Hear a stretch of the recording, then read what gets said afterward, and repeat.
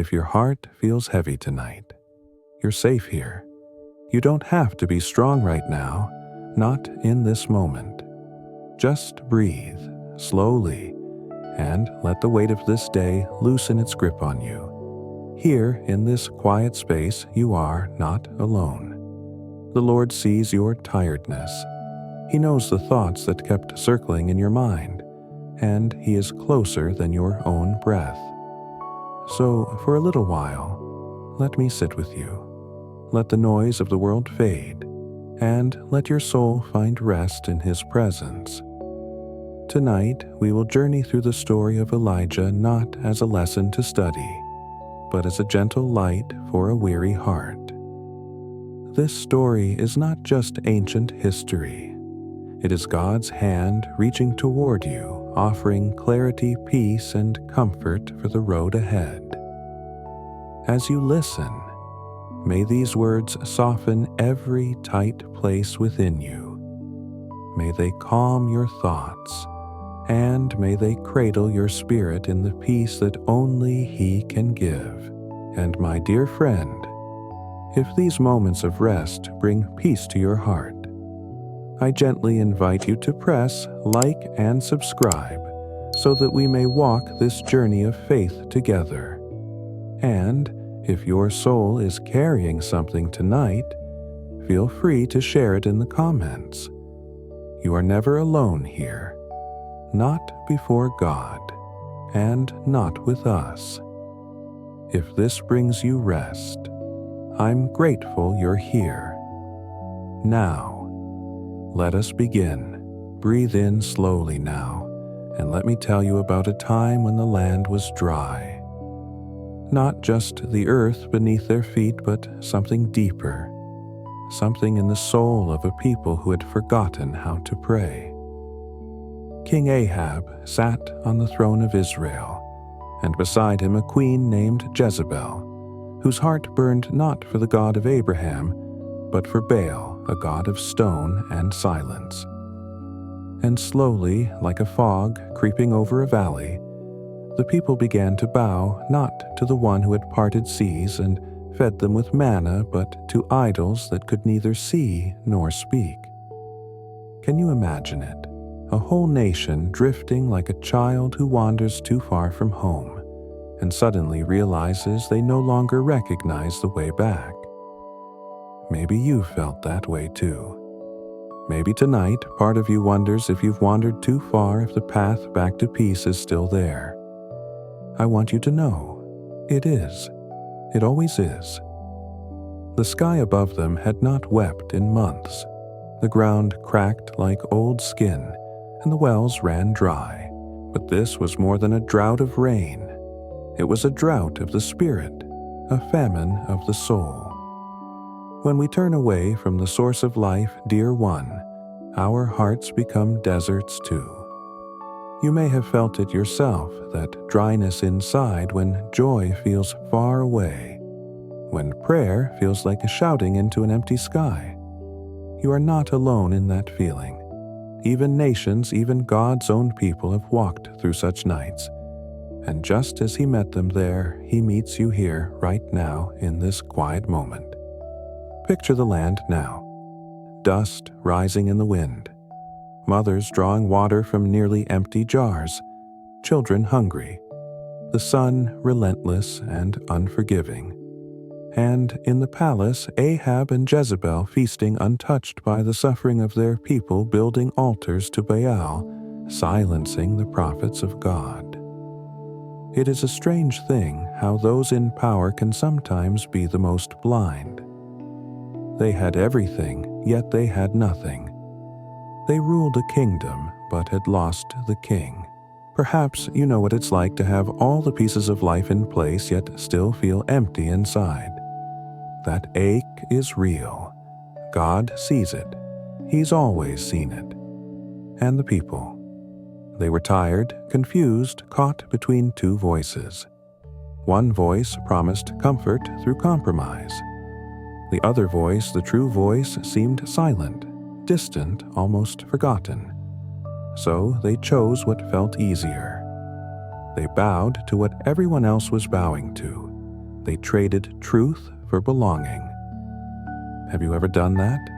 Have you ever bent your convictions just a little, just to fit in, just to keep the peace? There's no judgment here tonight, only understanding. We've all stood at that crossroads. We've all felt the pull between what's right and what's easy. The Israelites were just like us, human weary, wanting to believe that maybe it didn't matter that much. But it did matter. It always matters. Because when we bow to the wrong things, we lose pieces of ourselves, little by little, compromise by compromise, until one day we wake up and don't recognize who we've become. That's what was happening to Israel. They were losing themselves. They were forgetting whose they were. The land reflected their hearts. The cracked earth, the empty sky, the desperate thirst, these were not just natural disasters. They were symptoms of a deeper sickness. When a nation turns from God, when a heart grows cold to His voice, everything withers. Joy withers. Peace withers. Hope itself begins to fade like grass under a merciless sun. In the palace, Jezebel commanded that the prophets of the Lord be hunted down and killed. One by one, the voices that spoke truth were silenced. One by one, the lights went out, and the people watched, some in horror, some in indifference, most in fear, too afraid to speak, too tired to resist. Have you ever felt like that? Like the world around you is changing into something you don't recognize, and you're too small, too tired, too alone to do anything about it. That's where Israel was. That's where so many of God's people found themselves, hiding their faith, whispering their prayers, wondering if anyone else still remembered. But here's what they didn't know yet. Here's what I want you to know tonight as you close your eyes and let your breathing slow. Even in the deepest drought, even when heaven seems to have turned its face away, God is preparing someone ordinary, someone weak enough to need Him, brave enough to speak for Him. The land was dying, the hearts were hardening, the altars to Baal multiplied like weeds in an untended garden. And in the palace, Ahab did what weak leaders always do. He let his wife lead him further and further from the truth. He traded his throne for her approval. He traded his people's souls for his own comfort. It's a tragic thing, isn't it, when those called to protect become the very ones who harm? When shepherds scatter the sheep, when fathers abandon their children to wolves. Ahab was all of these: a king without courage, a husband without conviction, a man with a crown but no kingdom worth keeping. And Jezebel. She was a force of nature, fierce, determined, absolutely convinced of her own righteousness. She believed Baal was the answer, that the old ways needed to die, that progress meant leaving the God of Israel behind. She silenced dissent, not with argument, but with violence. She built her altars on the graves of prophets. Perhaps you've met people like Jezebel in your own life. People so certain they're right that they can't hear anyone else. People who crush rather than discuss, who demand loyalty rather than earn it, who see kindness as weakness and mercy as foolishness. They're exhausting, aren't they? And when they have power, they're dangerous. But here's what Jezebel didn't understand. Here's what all the Jezebels of history have never understood. You cannot kill truth. You can silence it for a season. You can drive it underground.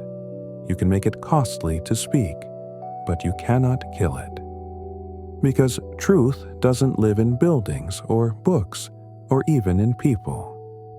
Truth lives in God, and God cannot be killed. So while Jezebel thought she was winning, while Ahab thought he had found peace through compromise, while the people thought perhaps Baal was the answer. After all, God was watching. God was waiting. God was preparing. The drought continued. Month after month, the sky remained bronze-hard and unyielding. The crops failed. The livestock died. The people suffered. And some began to wonder quietly at first, then more openly, whether this was Baal's doing or Baal's inability. Whether the old God, the God of their fathers, was trying to tell them something.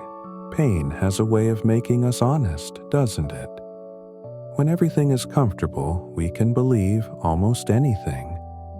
But when the comfort is stripped away, when we're left with just ourselves and our choices and their consequences, that's when truth starts to break through. That's when the questions we've been avoiding become unavoidable. Israel was being brought to that place. The place where pretending doesn't work anymore.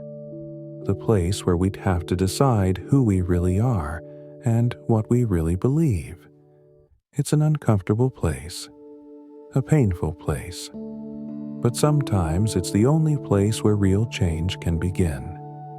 And in that place of pain and questioning, in that moment, when the nation stood at the edge of either repentance or complete destruction, God raised up a voice. Not a king, not a general, not a priest from a powerful family, just a man named Elijah. A man who would stand alone and speak truth to power and remind an entire nation that the Lord, He is God. But we're getting ahead of ourselves. Before Elijah confronted kings and called down fire from heaven, before any of that, he was just a man learning to trust God in the hidden places. Just like you, just like me. And that's where his story really begins. So rest now in this truth. The drought does not have the final word. The darkness does not win. And the God who called Elijah is the same God who calls you by name tonight, who knows your weariness, who sees your faithfulness even when no one else does. Let that sink in. Let it soften the edges of your worry. You are seen, you are known, you are held, even in the driest season, even when the sky seems silent, even when you feel forgotten, you are not. You never were. You never will be. Now, let me introduce you to Elijah, not as a superhero of faith, but as a man with dust on his feet and doubt in his heart.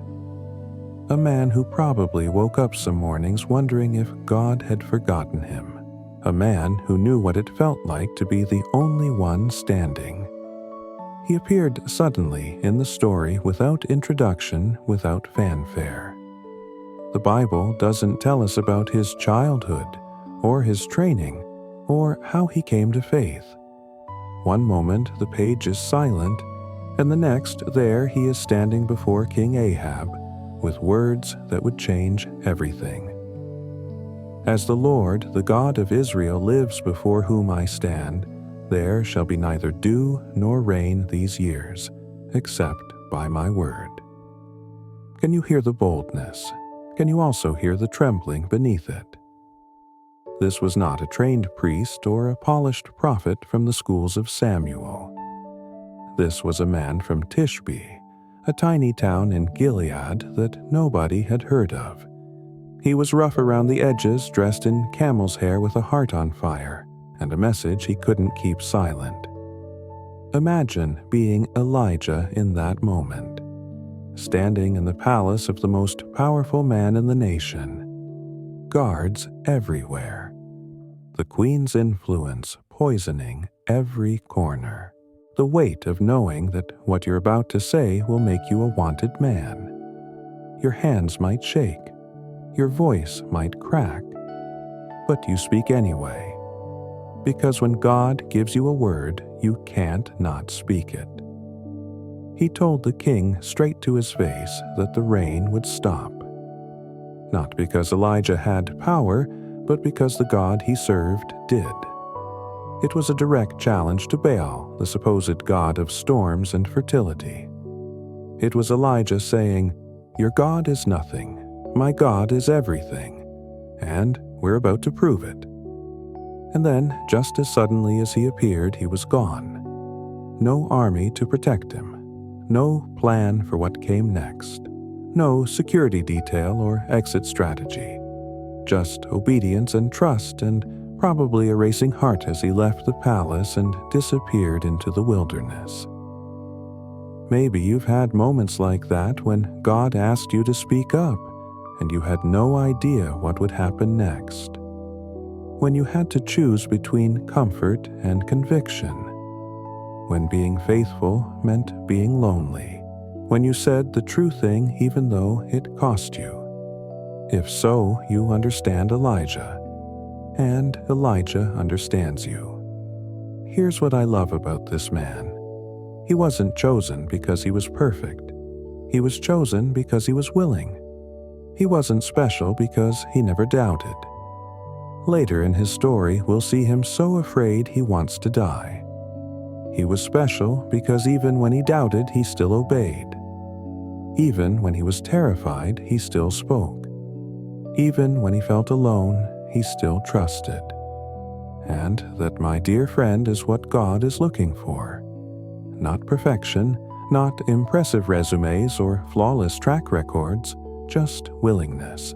Just a heart that says, "Here I am, use me. I'm not much, but I'm yours." The drought that Elijah announced wasn't just judgment. It was an invitation. An invitation for the people to wake up, to look up, to remember who their God was. Sometimes God allows the rain to stop, so we'll stop taking him for granted. Sometimes he allows discomfort, so we'll come running back to find our comfort in his arms. Think about it. As long as everything was going fine, as long as the crops were growing and the rain was falling, the people could worship Baal and still survive. They could have it both ways. They could compromise and still eat. But when the rain stopped, when Baal proved utterly powerless to do the one thing he was supposed to do, bring fertility and abundance, then the illusion shattered. That's what God does with our comfortable compromises. He doesn't always shout at us or strike us down. Sometimes he just removes the thing we were depending on instead of him. He lets the prop fall away so we realize it was never holding us up in the first place. It's an act of love, actually. Painful, yes, but loving. Because he wants us to find our stability in him, not in the things that will eventually fail us.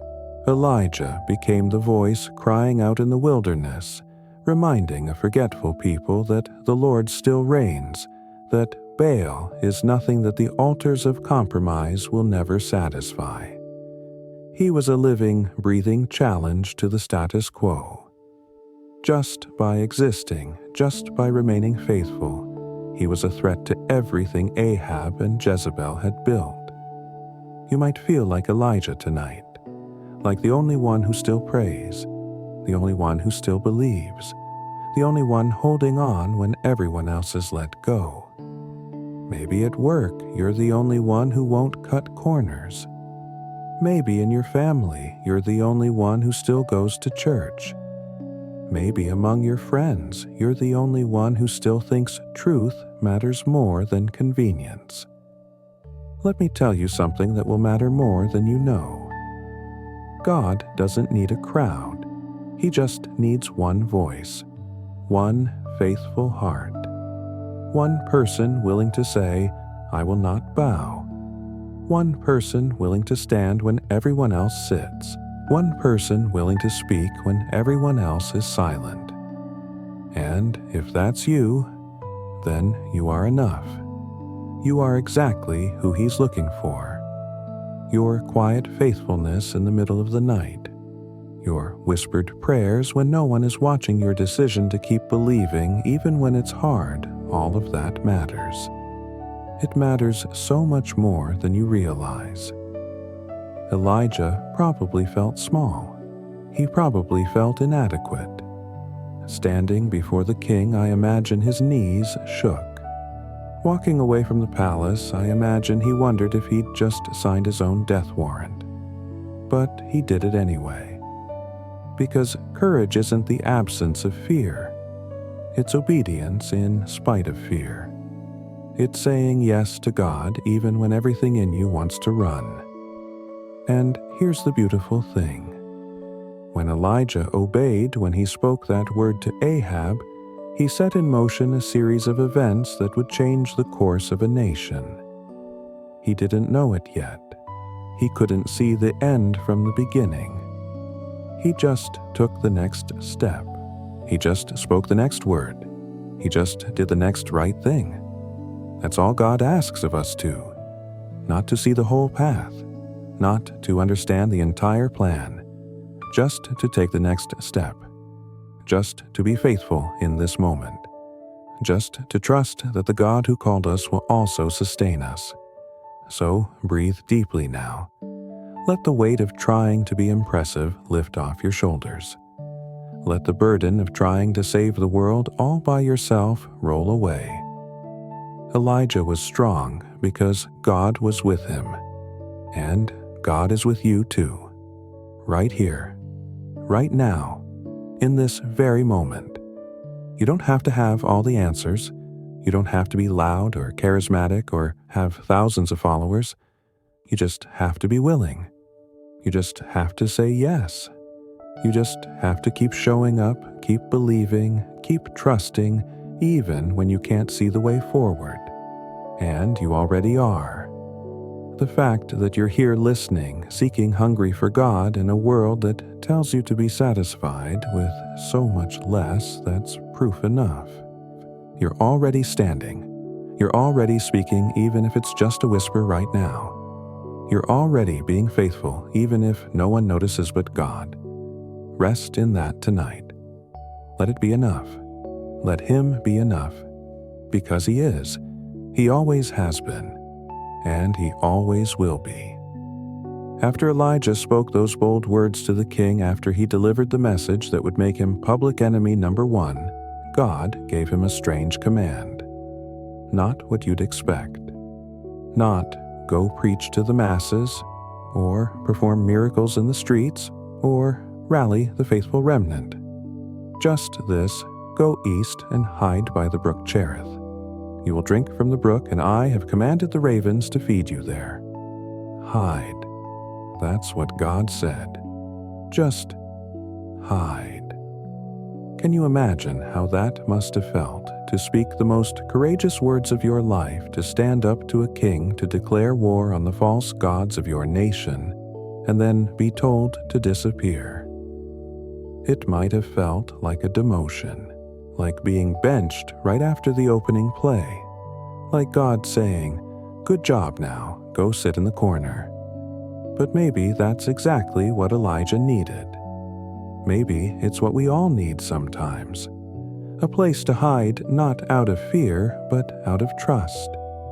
A quiet place where God can meet us away from the noise, away from the applause or the criticism, away from the need to perform or prove ourselves.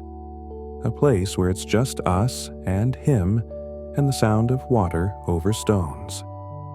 So Elijah went. He didn't argue. He didn't ask for a better assignment. He just obeyed. He walked alone into the wilderness, following a path that led to a small brook surrounded by rocks and brush. The kind of place no one would think to look. The kind of place where a man could finally exhale. And there, in that hidden place, something beautiful happened. Every morning and every evening, ravens came, black wings against the sky, carrying bread and meat in their beaks, dropping it at Elijah's feet like an offering from heaven itself.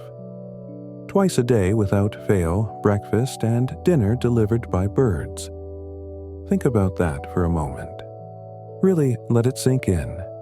God used ravens, wild, unclean birds according to the law, scavengers that ate dead things to feed his prophet. He didn't send angels with golden platters. He didn't make the bread appear out of nowhere. He sent ravens, ordinary, unexpected, a little bit scandalous, honestly, faithful. Maybe that's how God is providing for you right now, too, in ways you didn't expect through means you wouldn't have chosen. The help that comes from an unlikely friend, the peace that arrives in the middle of chaos, the strength that shows up when you thought you had none left, the job you didn't want that turned out to be exactly what you needed, the person you didn't expect who spoke the exact words your heart was dying to hear. God's provision doesn't always look the way we think it should. It doesn't always come wrapped in pretty paper with a bow on top. Sometimes it comes in the beak of a raven. Sometimes it comes through circumstances that make no logical sense. But it's always exactly what we need, always exactly when we need it. Elijah drank from the brook, cool, clear water flowing over stones fed by springs deep underground. The sound of it gentle and constant like a lullaby, like the heartbeat of the earth. And for a while, life was simple. Wake, watch the ravens come, eat what they brought, drink from the stream, pray, rest, repeat. There's something sacred about hidden seasons, isn't there? The times when no one sees your faithfulness except God. The times when you're not on stage or in the spotlight, but simply surviving, simply trusting, simply showing up each day. No one's cheering for you. No one's recording your victories. No one even knows where you are or what you're going through. Those times matter more than you know, because that's where character is built. That's where faith becomes real. Anyone can believe when everyone's watching, when there's social pressure to perform, when there's a crowd to impress. But can you believe in the hidden place? Can you trust God when no one's applauding? Can you keep showing up when no one notices but Him? Elijah could. Day after day, week after week, month after month, he stayed by that brook. He didn't try to sneak back to civilization. He didn't try to build a ministry or gather followers or start a movement. He just waited. He just trusted. He just let God feed him in the way God chose to feed him.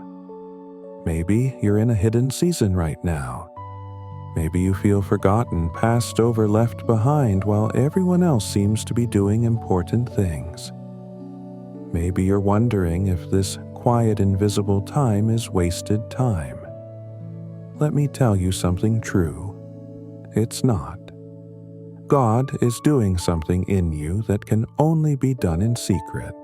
He's building something in your soul that requires silence to grow. The most powerful people of faith are always those who've spent time by the brook, who've learned to be fed by ravens, who've discovered that God is enough even when God is all they have. Don't rush this season. Don't despise it. Don't wish it away. Let it do its work in you. But then, as it always does, the test came. Day by day, the brook began to shrink. The water that had been so abundant started to slow, then trickle, then barely flow at all. Elijah would wake up each morning and see the water line a little lower than before.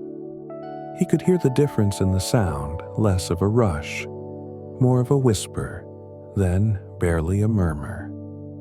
Until one morning he woke to find it completely dry. Just rocks, just dust, just the ghost of where the water used to be. Can you feel the weight of that moment? The one source of water gone. The one thing he depended on vanished. After all that obedience, after all that trust, after all those months of faithfulness, now this. It would have been so easy to panic, to question, to wonder if God had forgotten, or if he'd somehow disappointed him. But here's what Elijah was learning, and here's what you and I must learn too. God doesn't just provide for us. He teaches us to trust Him more than we trust the provision. The brook was never the source. God was. The ravens were never the answer. God was. And when the brook dried up, it wasn't the end. It was an invitation to go deeper, to trust bigger, to see that God had something even better ahead. Maybe something in your life has dried up too. Maybe the thing you relied on, the person you leaned on, the plan you counted on is no longer there. The job that sustained you, the relationship that defined you, the dream that motivated you, the strength that carried you. And you're standing at your own empty brook, staring at the dry stones, wondering what comes next. Let me whisper this to your weary heart tonight. The same God who provided yesterday is providing now. The brook may be dry, but He is not. Your source may have run out, but your source never does. What feels like an ending is actually a new beginning. What looks like loss is actually preparation for something greater. Elijah didn't know it yet, but God was about to move him from provision to miracle, from surviving to thriving, from a brook in the wilderness to a widow's home where oil and flour would never run out. But he had to trust enough to leave the dry brook behind. He had to be willing to take the next step without knowing where it led. He had to choose to believe that the God who brought him there would also lead him forward. And so do you, dear one. So do you. You have to release your grip on what used to work but doesn't anymore. You have to stop staring at the dried up brook and start looking up at the God who led you there in the first place. You have to trust that He hasn't brought you this far to leave you stranded. Because He hasn't. I promise you, He hasn't. God doesn't lead His children to dead ends. He leads them through valleys, yes. Through wildernesses, yes. Through seasons of not knowing and not understanding, absolutely. But never to dead ends. There's always a next step. There's always a way forward. There's always provision waiting, even if it looks nothing like what you expected. So tonight, as you close your eyes, as your breathing slows and your body softens into rest, I want you to release your grip on the dried up brooks. Let go of what used to sustain you but can't anymore. Stop trying to squeeze water from stones. Stop mourning what was, and start trusting what will be. God has not brought you this far to abandon you now. He has not whispered your name in the night just to leave you in the morning. He has not called you beloved just to forget you exist. He is with you. He is for you. And He is preparing the next step, even if you can't see it yet. The ravens will come again. The bread will arrive. The water will flow. Maybe not from where you expect. Probably not in the way you'd planned. But it will come. Because He is faithful. He has always been faithful, and He always will be. Elijah learned this by the brook. He learned that God's faithfulness isn't tied to circumstances, that provision isn't about having everything you need before you need it, but about discovering that God gives you exactly what you need exactly when you need it. That faith isn't believing God will do what you want, but trusting that He'll do what's best even when you don't understand. And now it's your turn to learn it too. In whatever wilderness you're walking through, by whatever dried up brook you're standing beside, with whatever empty cup you're holding, God is inviting you to trust Him more, to know Him deeper, to discover that He is enough, not the job. Him, not the relationship. Him, Not the plan or the dream or the security or the comfort. Him. Just Him. And when you discover that He really is enough, when you learn to find your satisfaction in Him alone, that's when He can trust you with more. That's when the next chapter can begin. So rest now, beloved. Let your mind stop racing. Let your heart stop striving. Let your soul stop searching for water in all the wrong places. You are held by the same hands that fed Elijah, that brought water from rocks, that parted seas, that hung stars in the sky.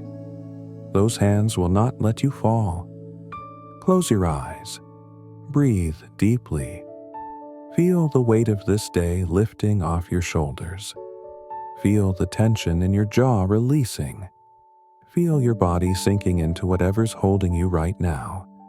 And know, really know that in this quiet, sacred space you are safe. You are seen. You are deeply, deeply loved. The God who spoke to Elijah speaks to you. The God who fed him by ravens feeds you still. The God who never left his side has never left yours. And the same God who was preparing the next step for Elijah, even as he stared at a dry brook, is preparing the next step for you too. You just have to trust. You just have to wait. You just have to keep believing that the God who called you faithful will prove Himself faithful again. And He will. I promise you He will. Rest now. The night is kind. The God who watches over you never sleeps. And tomorrow when you wake, His mercies will be new. His provision will be there. His path will be clear. But for now, just rest. Just breathe. Just be held. You are exactly where you need to be. And you are so, so loved. Amen. The brook was dry. Elijah stood there staring at the stones where water used to flow, feeling the sun beat down on his shoulders, tasting dust in his mouth. This place that had been home, this place where God had fed him for so long, was now just memory and rocks. And in that moment of not knowing what comes next, God spoke. Go now to Zarephath, which belongs to Sidon, and live there. I have commanded a widow there to feed you. Zarephath. Let that sink in for a moment. Not Jerusalem. Not a city in Israel where surely someone faithful remained. But Zarephath in Sidon, the very homeland of Jezebel, the queen who wanted him dead. God was sending His prophet into enemy territory to the heart of Baal, worship to the place where His message would be most unwelcome. And not just to Zarephath, but to a widow. Not to a wealthy merchant who could afford to help. Not to a powerful family who could offer protection, but to a widow, which in that world meant someone with no husband, no income, no security, no standing. Someone who was probably one missed meal away from starvation herself. Can you feel the absurdity of it? Can you hear Elijah's mind racing? God, let me get this straight. You want me to leave this place where you've been feeding me, walk into enemy territory, and depend on a woman who has nothing. That's the plan. But that's exactly the plan. Because God doesn't think like we think. He doesn't measure resources the way we measure them. He doesn't look at bank accounts or status or power. He looks at hearts. And somewhere in Zarephath, there was a widow with a heart ready to trust even when it made no sense. So Elijah walked. Day after day, step after step into the unknown. The sun was merciless. The landscape grew more foreign. The accents changed. The gods on the roadsides were not his God. Everything in him probably screamed to turn back to find somewhere safer, somewhere more logical. But he kept walking. Because when God says go, you go, even when you don't understand. Finally, he reached the town gate of Zarephath, and there she was, a woman gathering sticks, thin, weary, moving slowly like every action cost her more energy than she had. Her clothes worn, her face lined with worry, her hands trembling slightly as she picked up another small branch. Elijah called out to her, "Would you bring me a little water in a jar so I may have a drink?" Such a simple request, but watch what happens. She turned to go get it. This woman, who had nothing, who was probably weak from hunger herself, didn't hesitate. Didn't say, "Do I know you?" or "What's in it for me?" She just turned to help, because that's who she was. Even in her poverty, even in her desperation, she was still someone who would give water to a thirsty stranger. As she was going, Elijah called out again, "And bring me, please, a piece of bread." Now the truth came out. She stopped and turned back, and Elijah could see something in her eyes. Not anger, but a deep, tired resignation. "As surely as the Lord your God lives," she said. And notice she called him your God, not hers yet. "I don't have any bread, only a handful of flour in a jar and a little olive oil in a jug. I am gathering a few sticks to take home and make a meal for myself and my son, that we may eat it and die." Let that land on you for a moment. She was gathering sticks for her last meal. She was preparing to feed her child one final time and then wait for death. That's where she was.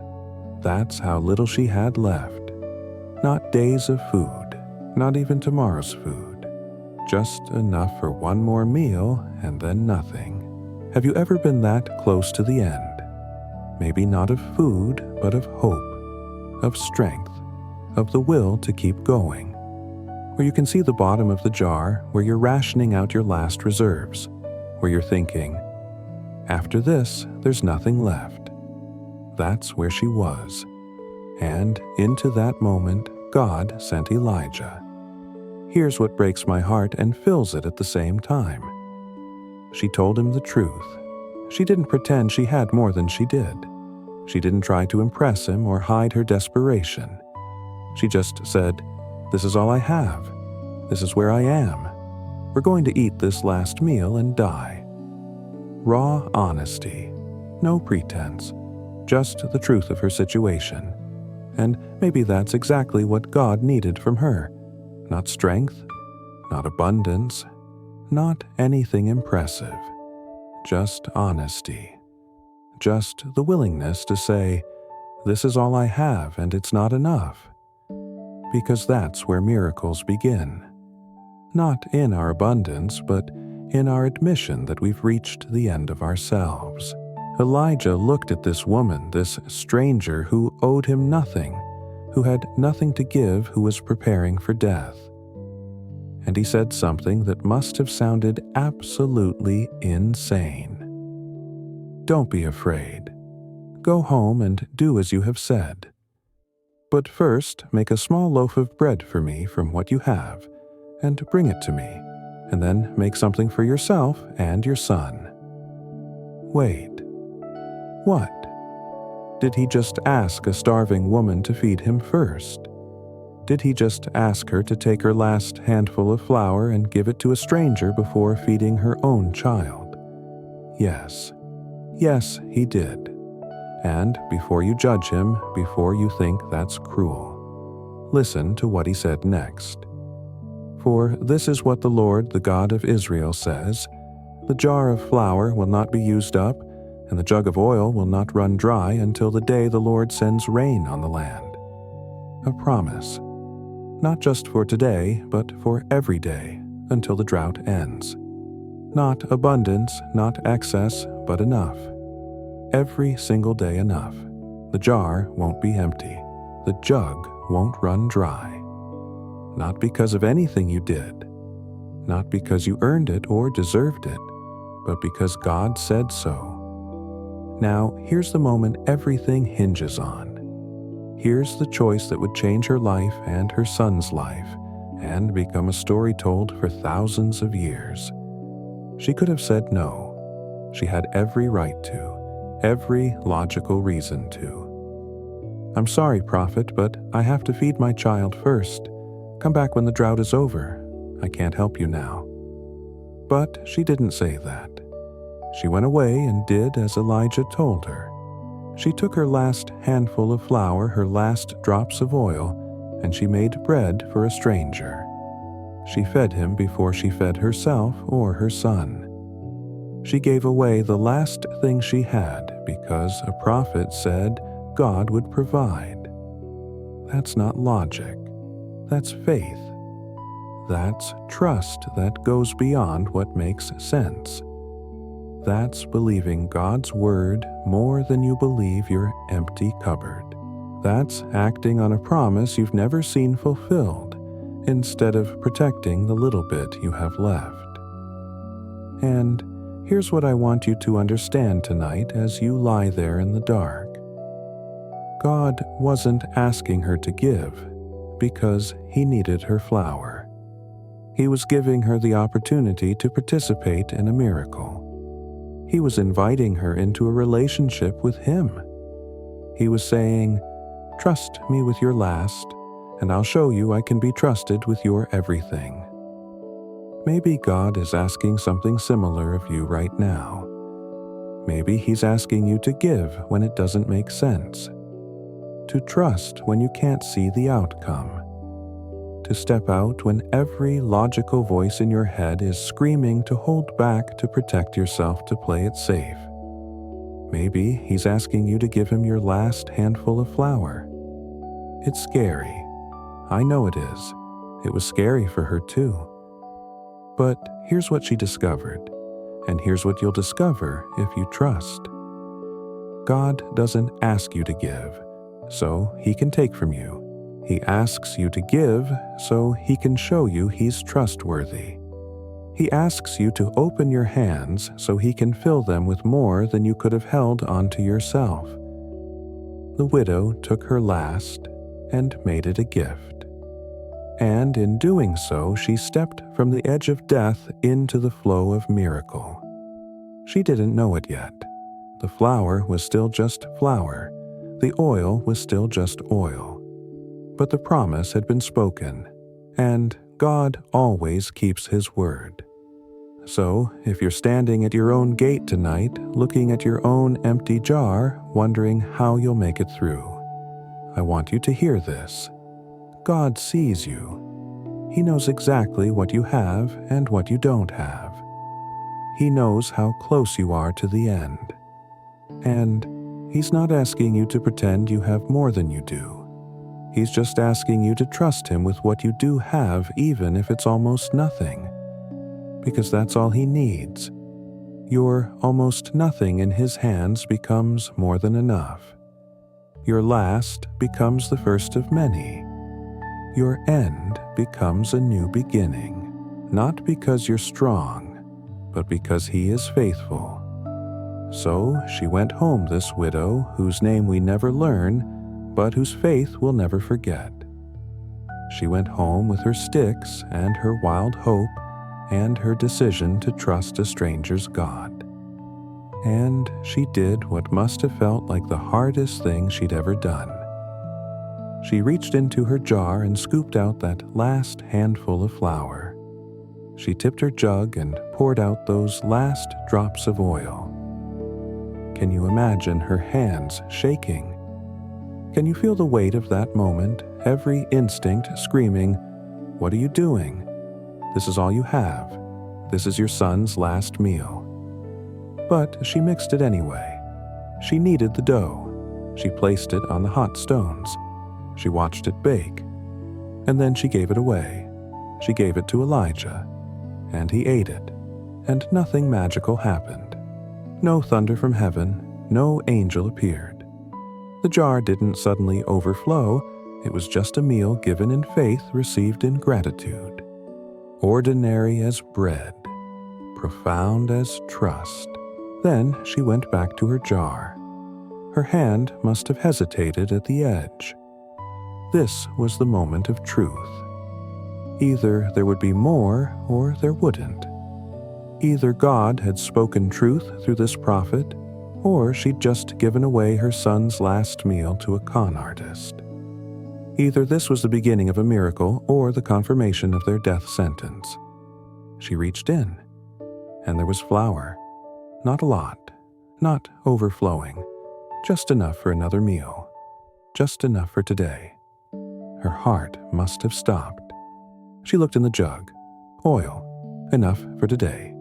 Not tomorrow's abundance, not next week's security, just today's enough. And the next morning she checked again. Flour, oil, enough for that day, and the next day, and the next. Day after day after day, the jar that should have been empty kept yielding one more meal.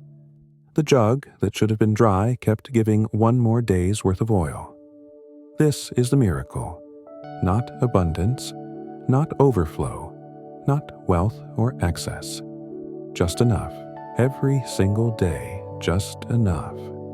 And somehow that's the most beautiful miracle of all, because it requires trust not once, but every single day. It requires faith not in a one-time provision, but in a God who provides daily. It requires her to keep coming back, keep reaching in, keep believing that what was true yesterday will be true today. You know what this reminds me of the manna in the wilderness. When God fed the Israelites for 40 years, He didn't drop a month's worth of food at once. He gave them daily bread, every morning, just enough for that day. Because He wasn't just feeding their bodies, He was teaching them to depend on Him daily, to trust Him daily, to wake up every morning and say, I need you again today. That's what the widow was learning. Every time she reached into that jar, she was choosing trust over fear. Every time she poured from that jug, she was declaring that God is faithful. Every meal became a prayer. Every day became a testimony. The miracle wasn't just in the multiplication. The miracle was in the daily invitation to trust. Picture her kitchen. Small, simple, probably just one room where they cooked and ate and slept. A fire pit in the center. Smoke curling up through a hole in the roof. The jar sitting in the corner, clay and ordinary. The jug beside it, nothing special to look at. But every day they held the proof that God sees, that God cares, that God provides. Elijah lived with them, this prophet of Israel, dwelling in the home of a Sidonian widow. This man of God breaking bread with Gentiles. This voice of judgment receiving grace from the least expected source. And every evening they would gather around the fire. The widow would make the bread. Her son would help. Elijah would pray. And they would eat together, this unlikely family held together by miracle and trust. Can you feel the peace in that room? Can you sense the quiet joy? They weren't rich. They weren't comfortable. But they had enough. And somehow enough became abundance. Not of things, but of presence. God was in that room. God was in that jar. God was in the daily provision that never failed. Maybe you're living a jar and jug life right now. Maybe you're not sure how you're going to make it through the month, much less the year. Maybe you're looking at your resources and they seem impossibly small. Maybe you're doing the math over and over, and it never quite adds up, but somehow you keep making it through. Let me tell you what you're experiencing. Miracle. It might not feel dramatic. It might not look impressive to anyone else. But the fact that you have enough today, the fact that you've made it this far, the fact that somehow there's always just enough to get through, that's God. That's His hand in your jar. That's His faithfulness in your jug. Stop waiting for the big miracle, the lottery win, the sudden breakthrough, the overnight change. Start seeing the daily miracle. The fact that you woke up this morning. The fact that you have this moment. The fact that you're still here, still breathing, still trusting. That's the miracle. That's enough. The widow learned something profound in those days of daily provision. She learned that God's way of caring for us is not to make us independent of Him, but to make us daily dependent on Him. He doesn't give us so much that we forget we need Him. He gives us just enough that we keep coming back, keep reaching out, keep trusting. And you know what happened in her heart during those months? She went from calling Him your God when she spoke to Elijah to knowing Him as her God. She went from hearing about the God of Israel to experiencing Him daily. She went from desperation to trust, from the edge of death to the center of life. Not because her circumstances became perfect, but because she discovered that God in her circumstances was enough. Every morning she would check the jar. Some mornings, maybe she doubted. Maybe she thought, today will be the day it's empty. But it never was. Some days, maybe she was tempted to take extra, to hoard, to plan for tomorrow. But she learned that tomorrow would take care of itself.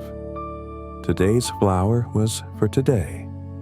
Tomorrow's would come tomorrow. This is how God often works. He doesn't show us the whole staircase. He just lights the next step. He doesn't fill our accounts with years of provision. He gives us today's daily bread and asks us to trust Him for tomorrow's. Because faith isn't believing once and coasting forever. Faith is choosing trust daily even when yesterday's miracle doesn't guarantee today's. But here's the beautiful part. The jar never failed. Not once.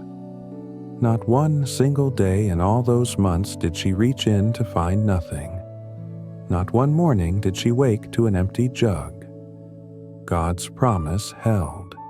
His word proved true. His provision never ceased. And slowly, day by day, meal by meal, her faith grew from a desperate gamble to a steady confidence. She learned that the God who asks for your last is the God who makes your last into abundance. That the God who invites you to trust Him is the God who proves Himself trustworthy. That the God who seems to ask for everything actually gives everything in return. Not all at once, not in ways that make you independent, but daily faithfully enough. And I imagine that in that little home in Zarephath, there was more joy than in all the palaces of Israel, because they had learned the secret that eludes the wealthy and powerful. They had learned that having God is better than having everything. That daily dependence on Him is sweeter than a lifetime of self-sufficiency. That trusting Him for today is more peaceful than worrying about tomorrow. So tonight, as you think about your own jars and jugs, your own resources that seem too small, your own needs that seem too big, I want you to remember this widow. I want you to see her reaching into that jar morning after morning and finding enough. I want you to hear God whispering to you the same promise He gave to her. Your jar will not be used up. Your jug will not run dry. I will provide. Maybe not in advance, maybe not in abundance, but daily, faithfully, enough. Let that truth settle into your bones tonight. Let it calm your racing thoughts about tomorrow. Let it quiet your fears about how you'll make it through. You will make it through the same way she did, one day at a time, one meal at a time, one reach into the jar at a time, and every single time there will be enough. Not because you're strong, not because you figured it all out, not because you've planned perfectly or worked hard enough, But because God is faithful, because He sees you, because He cares, because He promised, and because He always keeps His promises. Life had settled into a rhythm. Morning, noon, evening, flour and oil, bread and prayers. Elijah in the upper room, the widow and her son downstairs. Days turned into weeks, weeks into months. The drought continued, but in their little home there was always enough. Not abundance, but peace. Not wealth, but presence. They had learned to live on miracle, and miracle had become as reliable as sunrise. But then one day, everything changed. The boy got sick, not a little sick, not a cold or a fever that would pass, something deeper, something terrifying. The widow watched her son grow weaker, watched his breathing become labored, watched the light start to fade from his eyes. And there was nothing she could do. No medicine, no doctor, just helpless watching as the life drained out of the child she'd been miraculously able to keep alive all these months. Can you imagine what she felt after everything, after the provision, after the miracle of flour and oil, after believing that God had saved them? Now this. Now her son dying anyway. The cruelty of it must have crushed her. To have hope restored only to have it ripped away. To see miracle upon miracle, and then watch helplessly as death takes the only thing that matters. He stopped breathing. Her son, her only son. The reason she'd gathered those sticks in the first place. The reason she'd been willing to die. He lay still and cold, and the widow's world shattered. All the flour in the world couldn't fill this emptiness. All the oil couldn't light this darkness. Her boy was gone, and in her grief she did what we all do. She looked for someone to blame.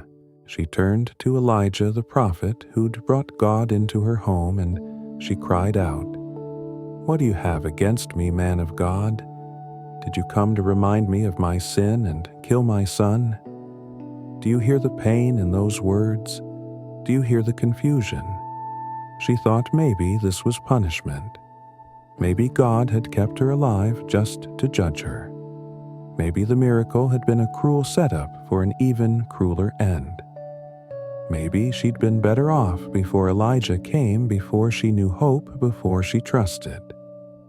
It's the cry of every parent who's lost a child, every person who trusted God and then watched their world fall apart anyway. Why save me just to break me? Why give me hope just to take it away? Why make me believe just to prove I was a fool? Elijah didn't argue with her, didn't defend himself or God. He just said, "Give me your son." And he took the boy's body from her arms and carried him up to the upper room where he'd been staying. He laid the boy on his own bed, this child who would never breathe again.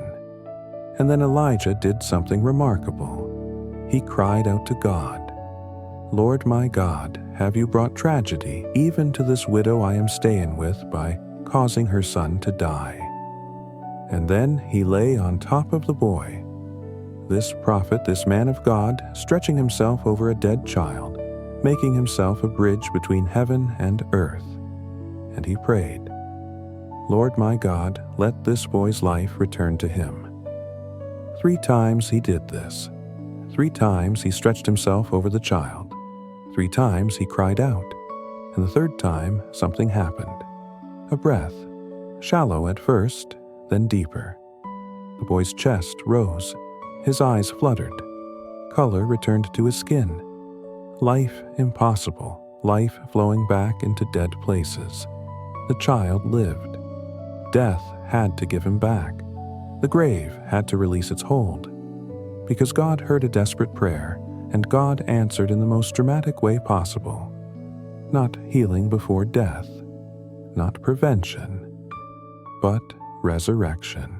Life out of death, hope out of despair, a future out of an ending. Elijah took the boy downstairs, Can you picture the widow's face, the disbelief turning to hope, turning to joy, turning to tears?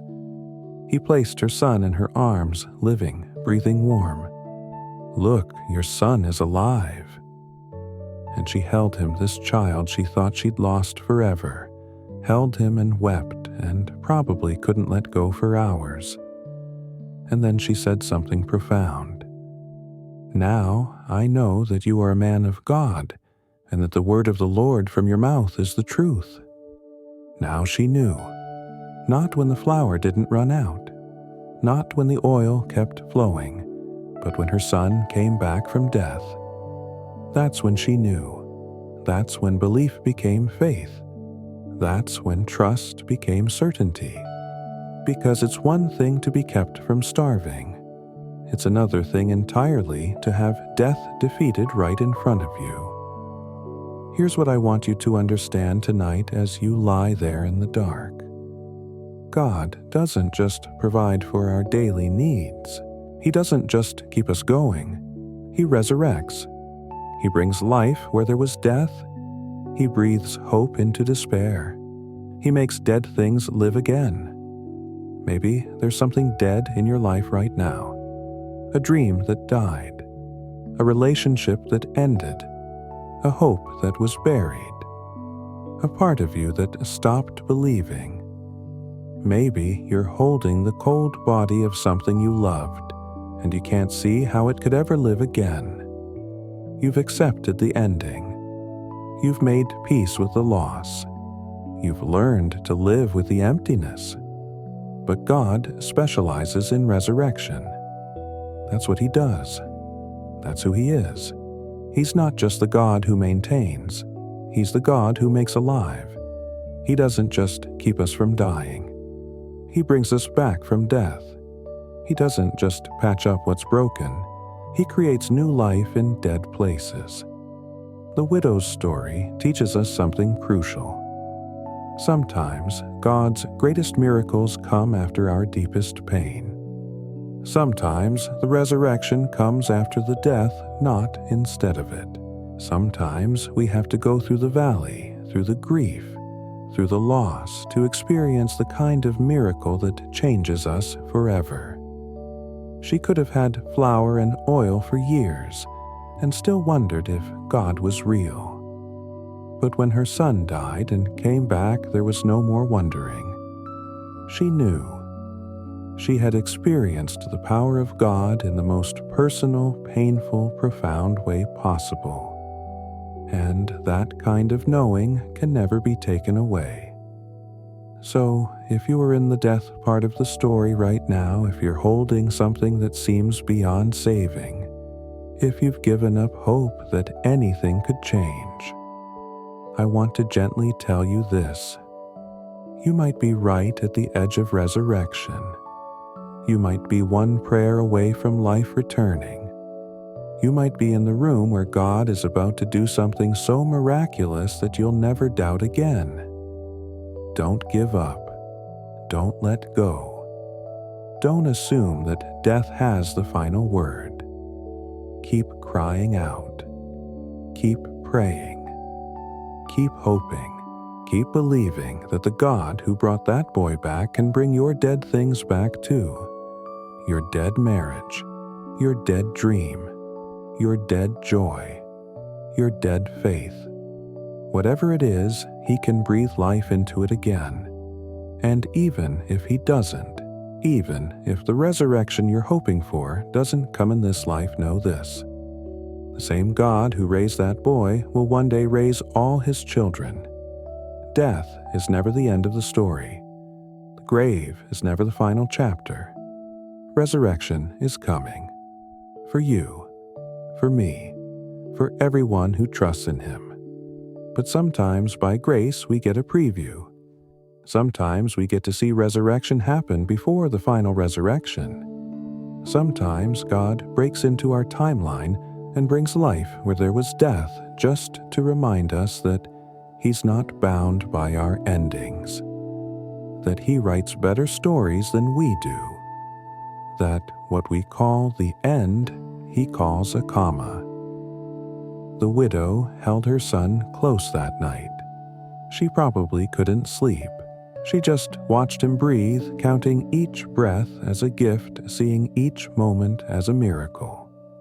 And Elijah lay in his room upstairs, probably wondering at the God who not only provides bread but conquers death, who not only keeps promises but exceeds them, who not only sustains life but restores it.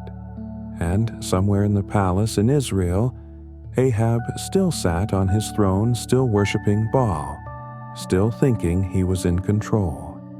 He had no idea that in an enemy nation in a widow's home, the true God was proving his power over life and death. He had no idea that the prophet he wanted dead was participating in the most profound miracle. He had no idea that his world was about to be turned upside down.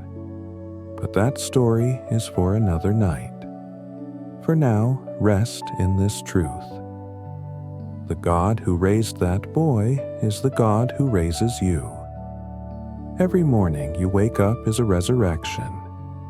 Every time you find strength when you thought you had none is a resurrection. Every moment hope returns after despair is a resurrection. You serve a God who specializes in bringing life out of death. So whatever feels dead in your life tonight, don't bury it yet. Don't declare it finished. Don't give up on the possibility that God might breathe life into it again. Lay it before Him, cry out to Him, ask Him, and then wait. Trust, believe. Because He's done it before, He's doing it now, and He'll do it again. The jar never emptied, the oil never ran dry. The boy came back to life, not because they deserved it, not because they earned it, but because God is faithful, God is powerful, and God is love. And when those three things combine, miracles happen. Every single time. So close your eyes now, beloved. Let your breathing slow. Let your body relax. Let your heart release whatever it's gripping too tightly. And know that you are held by the same hands that raised that boy, that filled that jar, that provided for that widow. Those hands are holding you now. Those hands will not let you go. Those hands will bring life to your dead places too.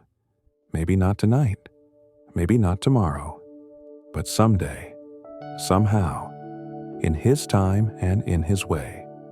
Life will return, hope will rise, resurrection will come, because that's what He does. That's who He is, and He never ever fails. Rest now. Be at peace. You are safe. You are seen. You are loved beyond measure. And the God who brought you this far will bring you all the way home. Amen. 3 years had passed. 3 years of drought. 3 years of empty sky and cracked earth. 3 years of Ahab searching for Elijah, wanting to blame the prophet for what his own choices had caused. And then, finally, God said it was time. Time to go back. Time to face the king. Time to settle the question once and for all. Elijah met Ahab on the road. The king saw him, and his first words were accusation. "Is that you, you troubler of Israel?" As if Elijah had caused the drought, as if speaking truth was the problem rather than ignoring it, as if the messenger was to blame for the message. But Elijah didn't flinch. "I have not made trouble for Israel, but you and your father's family have. You have abandoned the Lord's commands and have followed the Baals." Simple, direct, true. The drought wasn't random. It wasn't bad luck. It was consequence. It was what happens when a nation turns from God. And then Elijah issued a challenge that would echo through history. "Now summon the people from all over Israel to meet me on Mount Carmel, and bring the 450 prophets of Baal and the 400 prophets of Asherah who eat at Jezebel's table." Mount Carmel, high, visible, a stage where all of Israel could witness what was about to happen. Not a private debate, not a quiet discussion, a public showdown. God versus Baal, truth versus lies, one prophet versus 450. The stakes couldn't be higher. Can you imagine what Elijah felt as he climbed that mountain, knowing that the entire nation was watching? Knowing that if God didn't show up, he'd be exposed as a fraud, probably killed. Every step up that mountain was an act of trust. Every breath was a prayer. Every moment was a choice to believe that the God who'd fed him by ravens and raised a dead boy would not abandon him now. The people gathered, thousands of them, coming from every corner of Israel. Some curious, some hopeful, some probably just wanting the drought to end, not really caring which God ended it. And the prophets of Baal came too, 450 of them, confident, well-fed from Jezebel's table, certain that their God would prove himself. Elijah stood alone on one side, 450 prophets on the other, and the people in between waiting to see which way to lean, which God to follow, which voice to trust. They'd been playing both sides for so long, 1 foot in God's temple, 1 foot at Baal's altar, covering their bets, keeping their options open, refusing to choose. And Elijah called them out. How long will you waver between two opinions? If the Lord is God, follow him. But if Baal is God, follow him. The people said nothing. Silence. Because the truth made them uncomfortable. Because they didn't want to choose. Because choosing meant commitment. And commitment meant risk, and risk meant trusting one thing fully instead of hedging their bets. Maybe you know that feeling. Maybe you've stood in that place of indecision, trying to serve two masters, trying to keep 1 foot in faith and 1 foot in the world's ways. Trying to believe in God, but also in your own ability to control everything. Trying to trust him, but also maintain your backup plans. It's exhausting, isn't it? That constant wavering, that endless internal debate. Elijah was saying enough. Choose, decide. Stop trying to have it both ways. Either God is God or he isn't. Either you trust him or you don't. Either he's worth following completely or he's not worth following at all. There's no middle ground. There never has been. Then he proposed a test. 2 bulls, 2 altars. You call on the name of your God, and I will call on the name of the Lord. The God who answers by fire, he is God. Simple, clear, undeniable. Whichever God sends fire is the real one. Whichever God shows up wins. Fair enough, the people finally spoke. What you say is good. They agreed to the terms, and probably in that moment many of them were thinking, well, Baal is the storm god, fire is his thing. This should be easy. They'd been told for years that Baal controlled the weather, the rain, the lightning. Surely he'd answer. Surely. But here's what they didn't understand yet. Here's what you need to understand tonight as you close your eyes and let these words wash over you. The gods we make cannot answer us. The things we worship that aren't God, our success, our comfort, our image, our control, they're all silent. They can't save us. They can't help us. They can't even hear us. Only the real God answers. Only the true God shows up. Only the living God can do anything at all. And Elijah knew this. He'd lived it. He'd seen God provide when nothing else could. He'd watched God raise the dead. He'd experienced God's faithfulness in the hidden place. So, standing on that mountain, outnumbered 450 to 1, he wasn't afraid. Because he wasn't alone. He never had been. So, the challenge was set. The stage was prepared.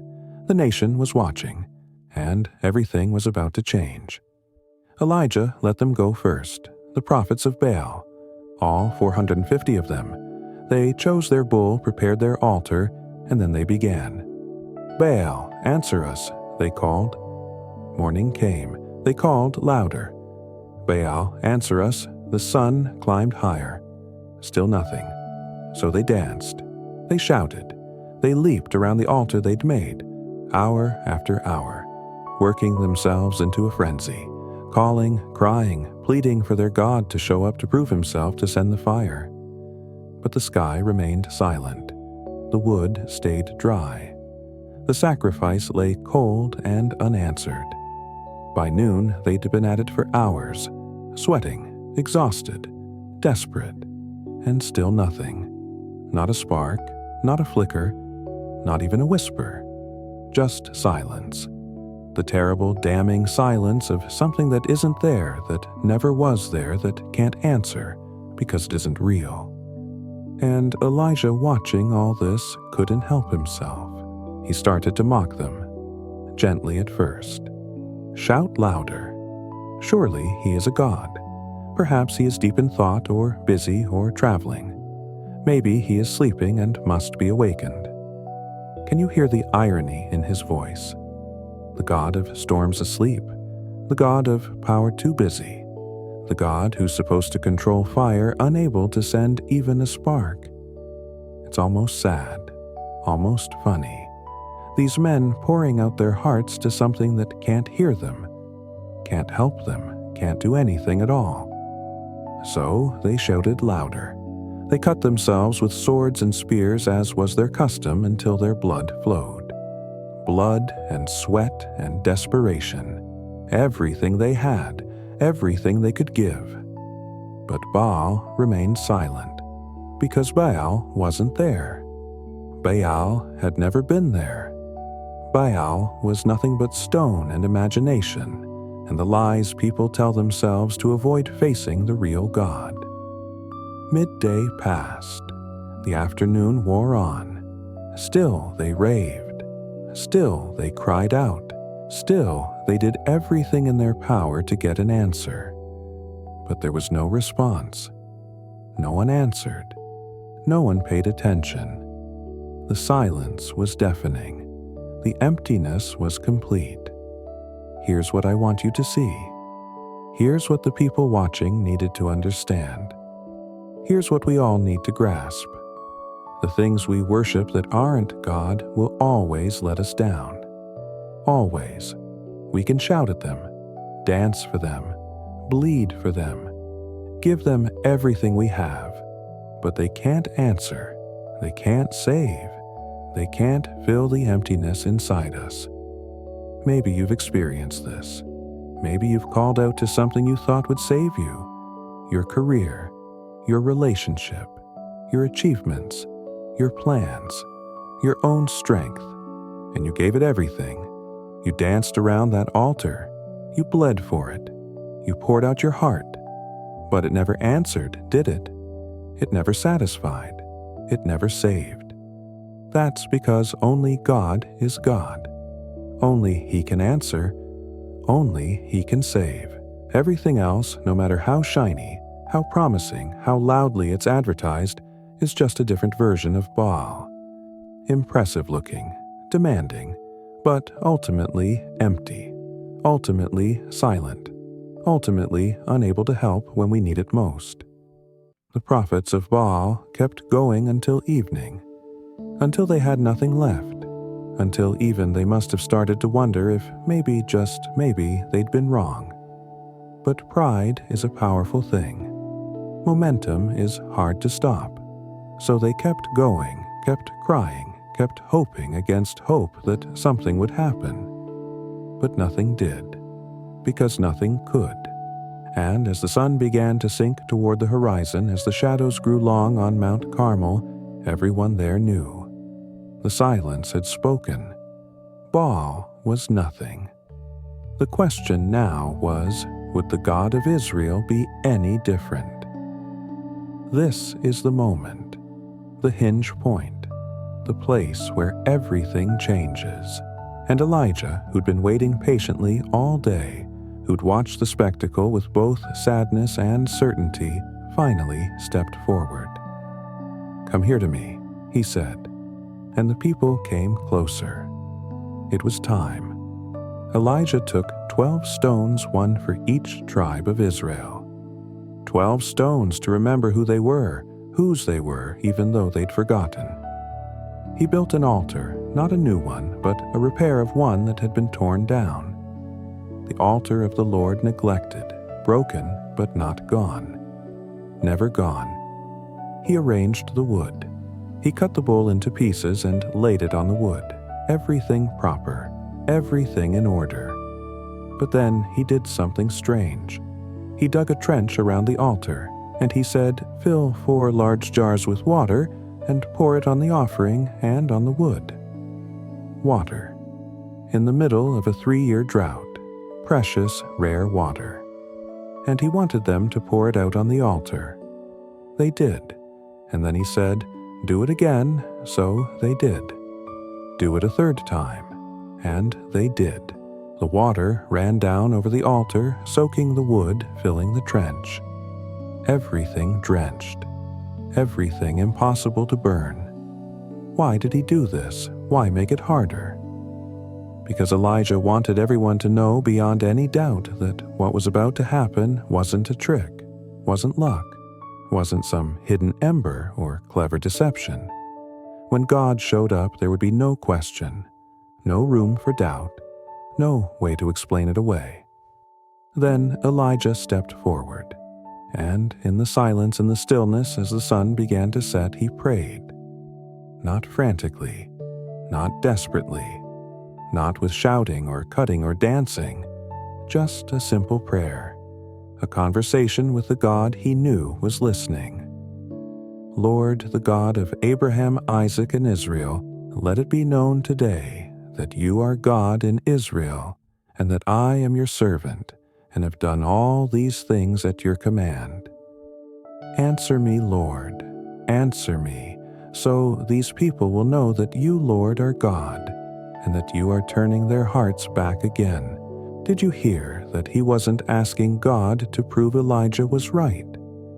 He was asking God to reveal himself so the people could come home, so their hearts could turn back. This wasn't about winning an argument. This was about winning back the hearts of people who'd lost their way. And then it happened. Fire. Not a little flame, not a spark that grew, but fire from heaven. Sudden, complete, consuming. It fell on the altar and burned up the sacrifice, burned up the wood, burned up the stones, burned up the soil, and even licked up the water in the trench. Nothing left but ash and certainty. The people saw it, all of them, thousands of witnesses, and they fell on their faces. The Lord, He is God. The Lord, He is God, over and over. The cry went up. The doubt was gone.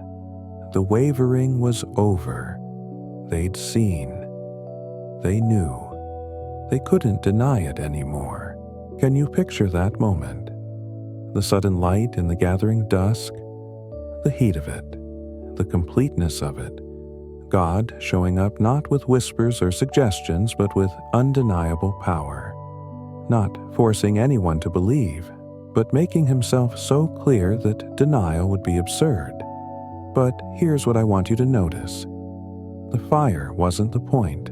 The spectacle wasn't the goal.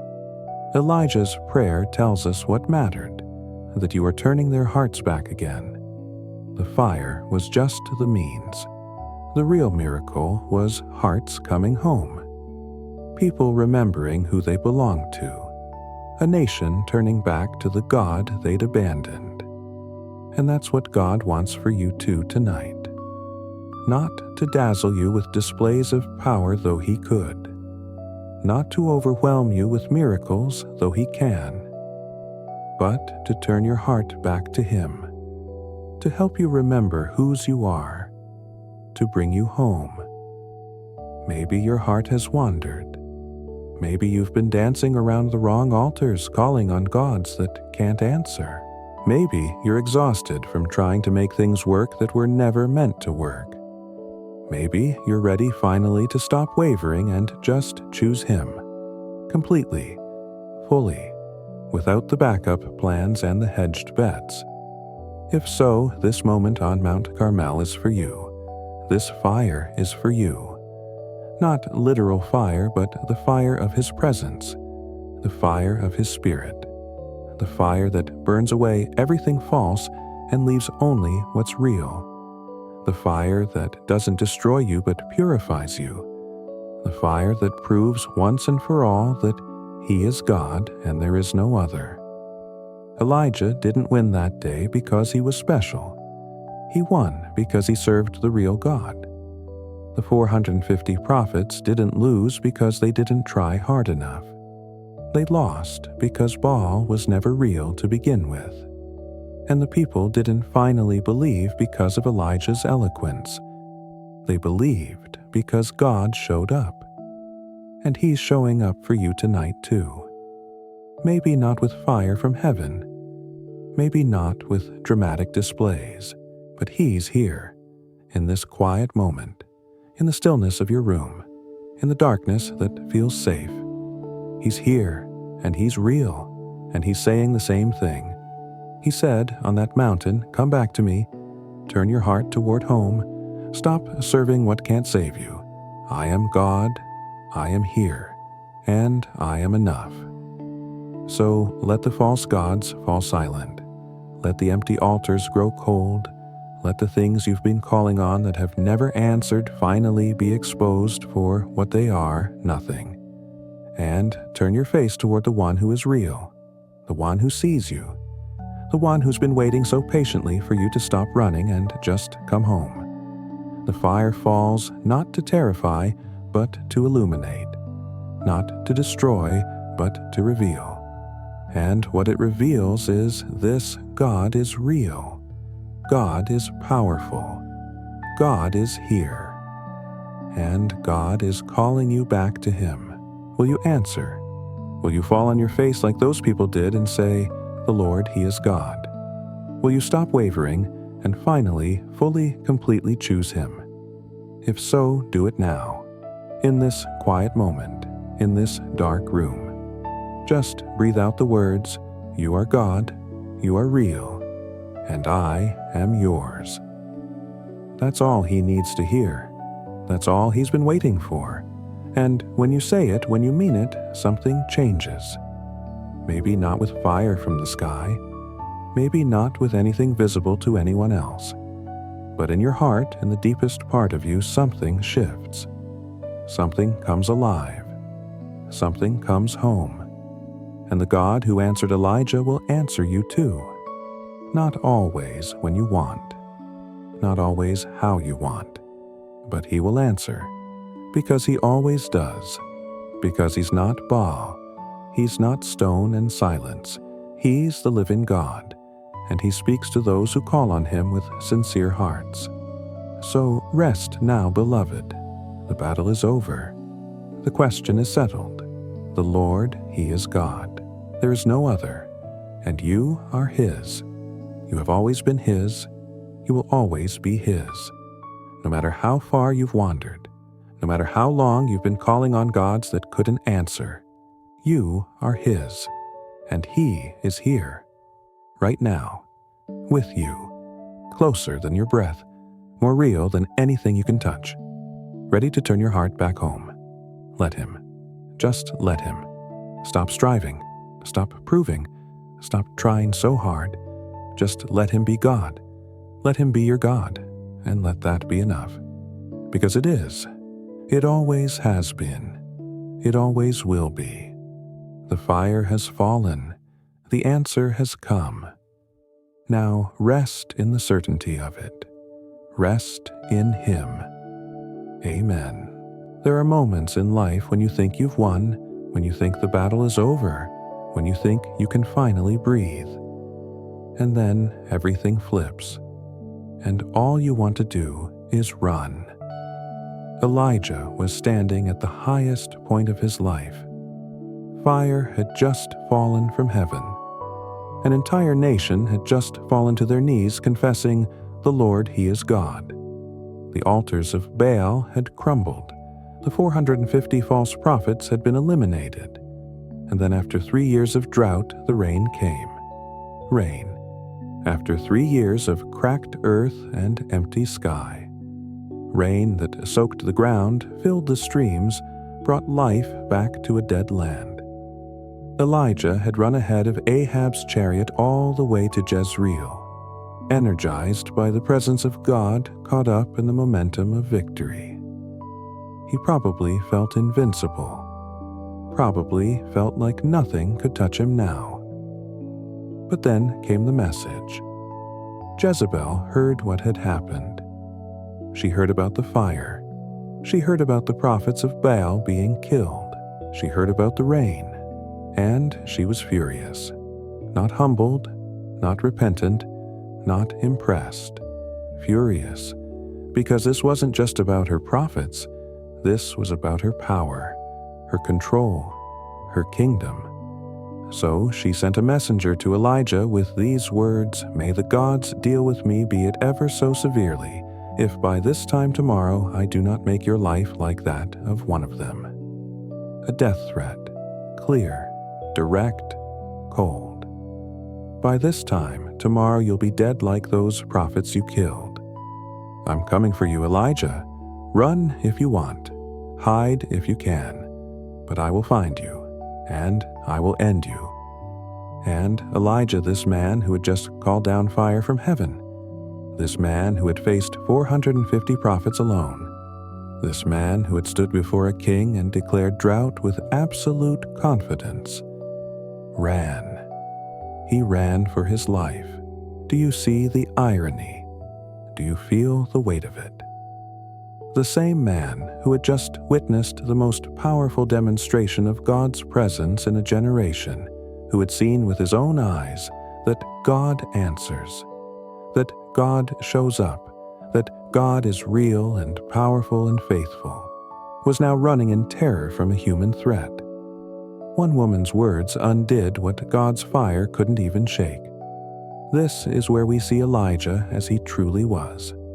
Not a superhero, not some special breed of human without fear or weakness. Just a man.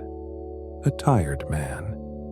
A man who had been running on adrenaline and faith for so long that when the threat came, when the exhaustion hit, when the reality of his situation crashed down on him, he simply broke.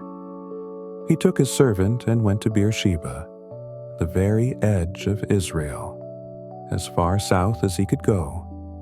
And then he left his servant there and went a day's journey into the wilderness, alone, running not just from Jezebel but from everything, from the calling, from the responsibility, from the weight of it all. Can you feel what he felt? That bone-deep exhaustion that makes you want to disappear. That fear that isn't even rational anymore, just visceral and overwhelming. That sense that you've given everything you have, and it still wasn't enough because the threats keep coming, the battles keep raging, and you're just so tired of fighting. Maybe you know this feeling. Maybe you've had your own Mount Carmel moment, your own victory, your own breakthrough. And then, almost immediately, came the threat, the attack, the voice that says, "This isn't over, you're not safe, I'm coming for you." Maybe it wasn't a person. Maybe it was a diagnosis, a financial crisis, a relationship ending, a dream dying. Something that made all your previous victories feel small and meaningless because this new threat was so big, so immediate, so personal. And maybe like Elijah you ran. Not because you don't believe God is real, not because you don't know He's powerful, but because you're human, because you're tired, because sometimes the gap between what you know in your head and what you feel in your bones is so wide that fear wins. This is one of the most honest moments in all of Scripture. Elijah doesn't hide his fear, doesn't pretend to be strong, doesn't quote verses or pray bold prayers. He just runs. And God, gracious as he always is, doesn't condemn him for it, doesn't call him a coward, doesn't say, after all I've shown you, this is how you respond. No. God simply watches his tired prophet run, knowing exactly where he's going, knowing exactly what he needs already preparing to meet him there. Because here's what Jezebel didn't understand. Here's what the enemy never understands. You can threaten God's people. You can chase them. You can make them run.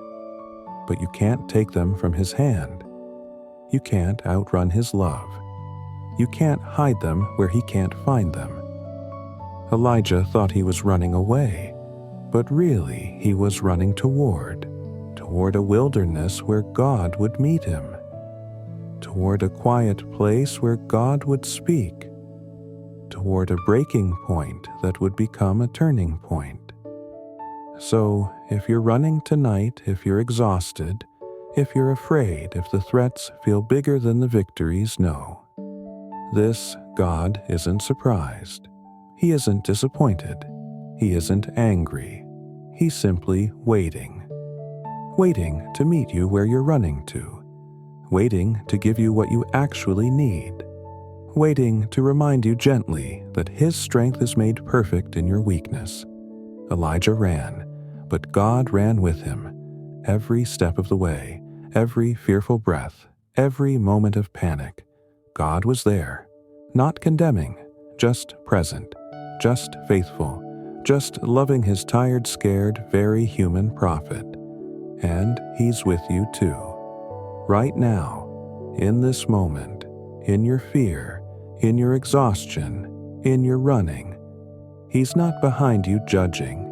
He's beside you keeping pace, waiting for the moment when you're ready to stop and let him hold you. That moment is coming. Very soon now. Just keep running if you need to. He'll be there when you can't run anymore. He always is. Elijah sat down under a solitary broom tree. The wilderness stretched out around him, hot and empty and silent. He'd run as far as his legs could carry him. Now he had nothing left. No energy, no hope, no will to continue. And in that place of complete depletion, he prayed. Not a bold prayer, not a faith-filled declaration, not the kind of prayer that sounds good in church. Just the raw, broken, honest prayer of someone who has reached their absolute end. I have had enough, Lord. Take my life. I am no better than my ancestors. Read those words slowly. Feel the weight of them. This is a man asking God to let him die. Not in a dramatic way. Not as a martyr. Just as someone who is too tired to go on. Someone who has given everything and feels like it accomplished nothing. Someone who thought he was special, called important, and now realizes he's just another failing human in a long line of failing humans. I am no better than my ancestors. What a devastating thing to say.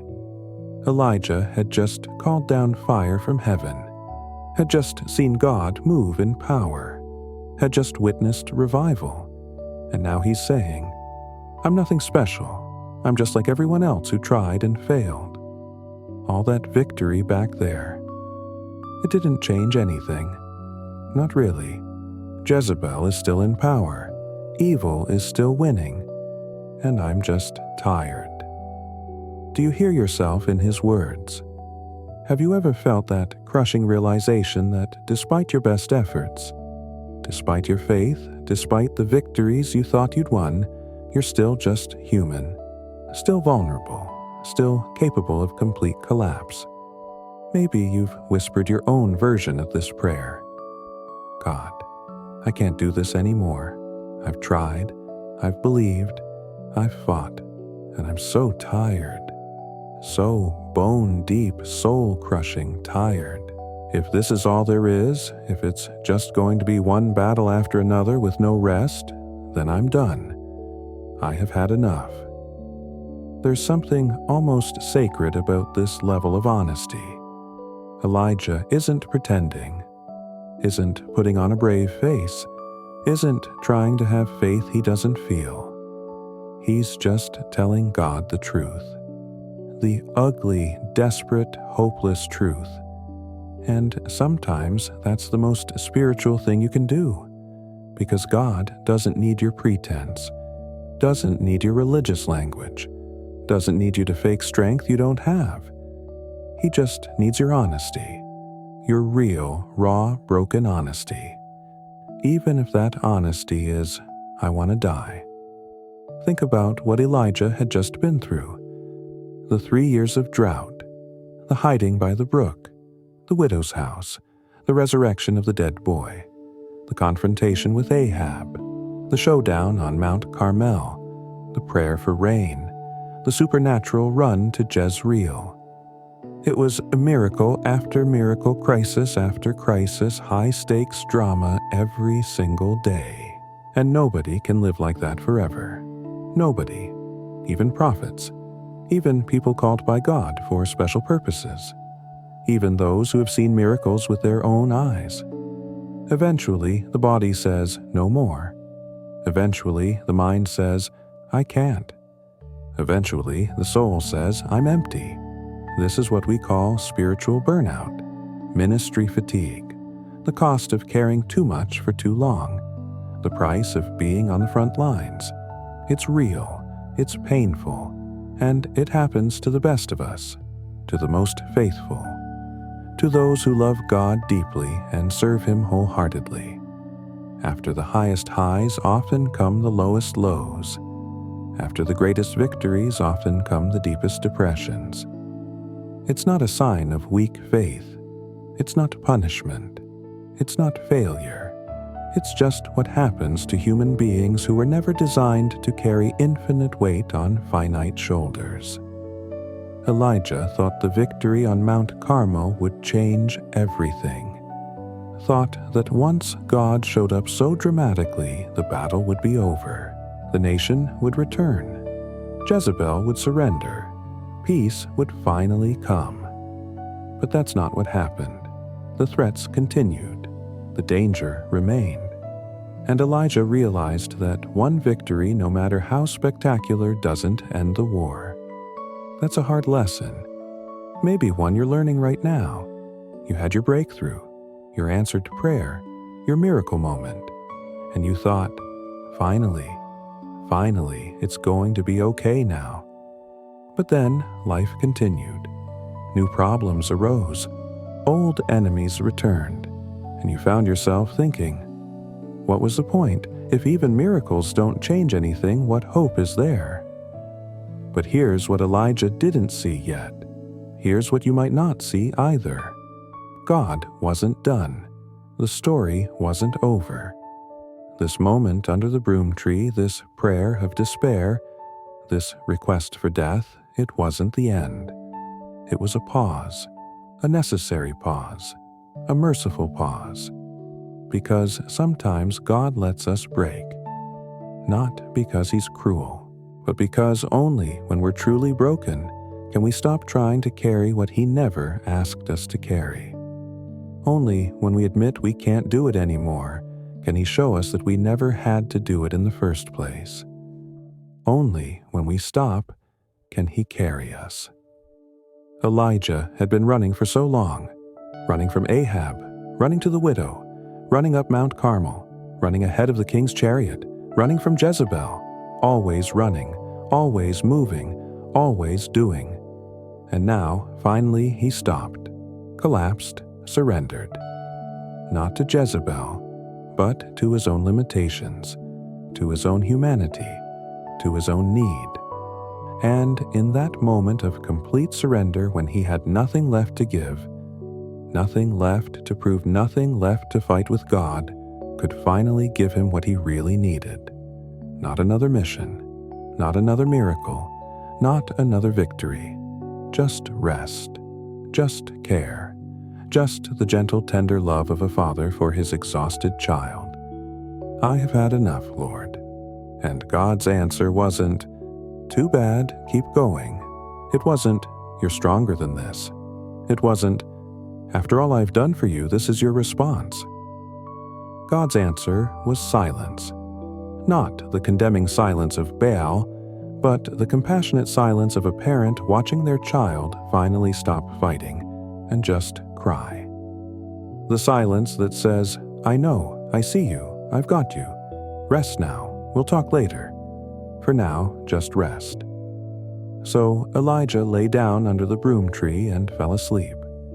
Not the peaceful sleep of contentment, but the exhausted sleep of someone who has simply run out of everything. The sleep that is more collapse than rest. The sleep that is surrender.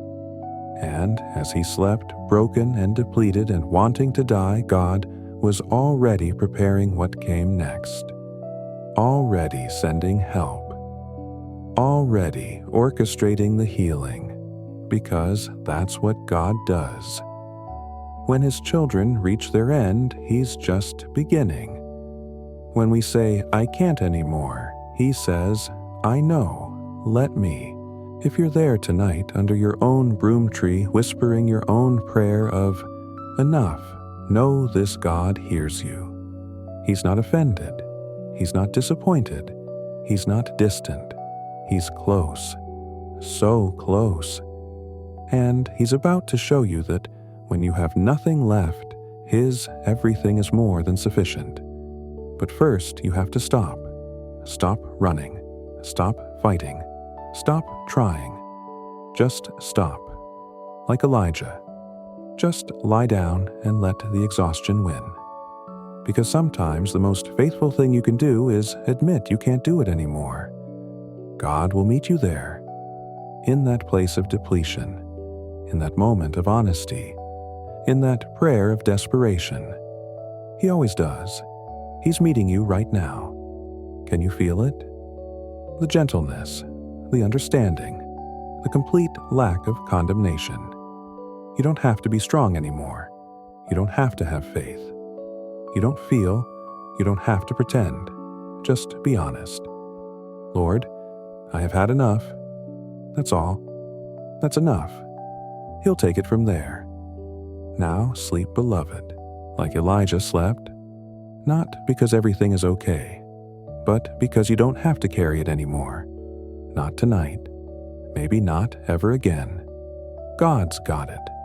God's got you. And that's enough. He was so tired. So deeply, completely tired. The kind of tired that goes beyond just needing sleep, where your whole soul feels heavy, where even breathing feels like work. Elijah lay there under that broom tree, having asked God to let him die, having poured out every last drop of his strength, his hope, his ability to continue. And he slept, the sleep of the truly depleted, the sleep of someone whose body has simply shut down because there's nothing left to give. Hours passed. The sun moved across the sky. The wilderness stayed silent, and Elijah slept on oblivious, empty dun. Then something happened. Something so gentle you might have missed it if you weren't paying attention. A touch. Just a touch. Someone's hand on his shoulder. A voice quiet and kind. Get up and eat. An angel. God sent an angel. Not with a rebuke. Not with a sermon. Not with a reminder of his calling or a challenge to his faith. Just with food. And a simple invitation. Get up and eat. Elijah opened his eyes. There, right beside his head, was a cake of bread baked over hot coals, and a jar of water. In the middle of the wilderness, in the place where nothing grows. Right there, warm bread, cool water, prepared by heaven for a prophet who wanted to die. Do you see what God did here? Do you see what He didn't do? He didn't answer Elijah's prayer for death, but He also didn't give him a lecture, didn't question his faith, didn't say, "Really, Elijah?" After Mount Carmel, this is how you respond. He just gave him what his body needed. Bread, water, the most basic things, the most essential things. Because sometimes the most spiritual thing you can do is eat, sleep, drink water, care for your physical body. Sometimes depression isn't a spiritual problem requiring spiritual solutions. Sometimes it's exhaustion wearing a disguise. And God, who made our bodies, who knows how we're wired, who understands that we're dust, knows this. Elijah ate the bread, drank the water, and then what did he do? He lay down again, went back to sleep. Because once wasn't enough. One meal couldn't fix 3 years of stress and trauma and spiritual warfare. One moment of care couldn't undo the depth of his depletion. So God let him sleep. Again. No judgment, no impatience, no, come on Elijah, we've got work to do. Just rest. As much as he needed, because healing takes time. Recovery isn't instant, and God isn't in a hurry.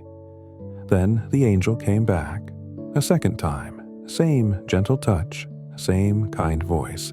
Get up and eat, for the journey is too much for you. Notice those words. The journey is too much for you. Not, pull yourself together, not, you're stronger than this. But acknowledgement, validation, truth. Yes, Elijah. The journey is too much, too hard, too long, too heavy. You're right to be exhausted. Anyone would be. This is the God we serve. The God who doesn't minimize our pain, doesn't shame our weakness, doesn't compare us to others who might be handling things better. He just acknowledges reality. This is hard. This is too much. I see you. I understand. And then he provides. Again, more bread, more water, the strength for what comes next. Not all at once. Not in overwhelming measure. Just enough for the next step. Just enough for today. Just enough to keep going. So Elijah ate again, drank again. And this time when he got up, he was able to travel. Not because suddenly everything was okay. Not because his problems were solved or his fear was gone, but because his body had what it needed. Because sometimes you can't face your emotional and spiritual battles until your physical needs are met. He traveled 40 days and 40 nights, all the way to Horeb, the mountain of God. 40 days, the same number as Moses fasted, the same number as Jesus would later fast in the wilderness. But Elijah wasn't fasting. He was journeying, moving slowly through the desert, processing, healing, letting his body and soul begin to catch up with each other. And the food the angel gave him sustained him for all 40 days. 2 meals, 2 encounters with heaven's kindness. And it was enough for a journey that would have killed him otherwise. This is the miracle we often miss.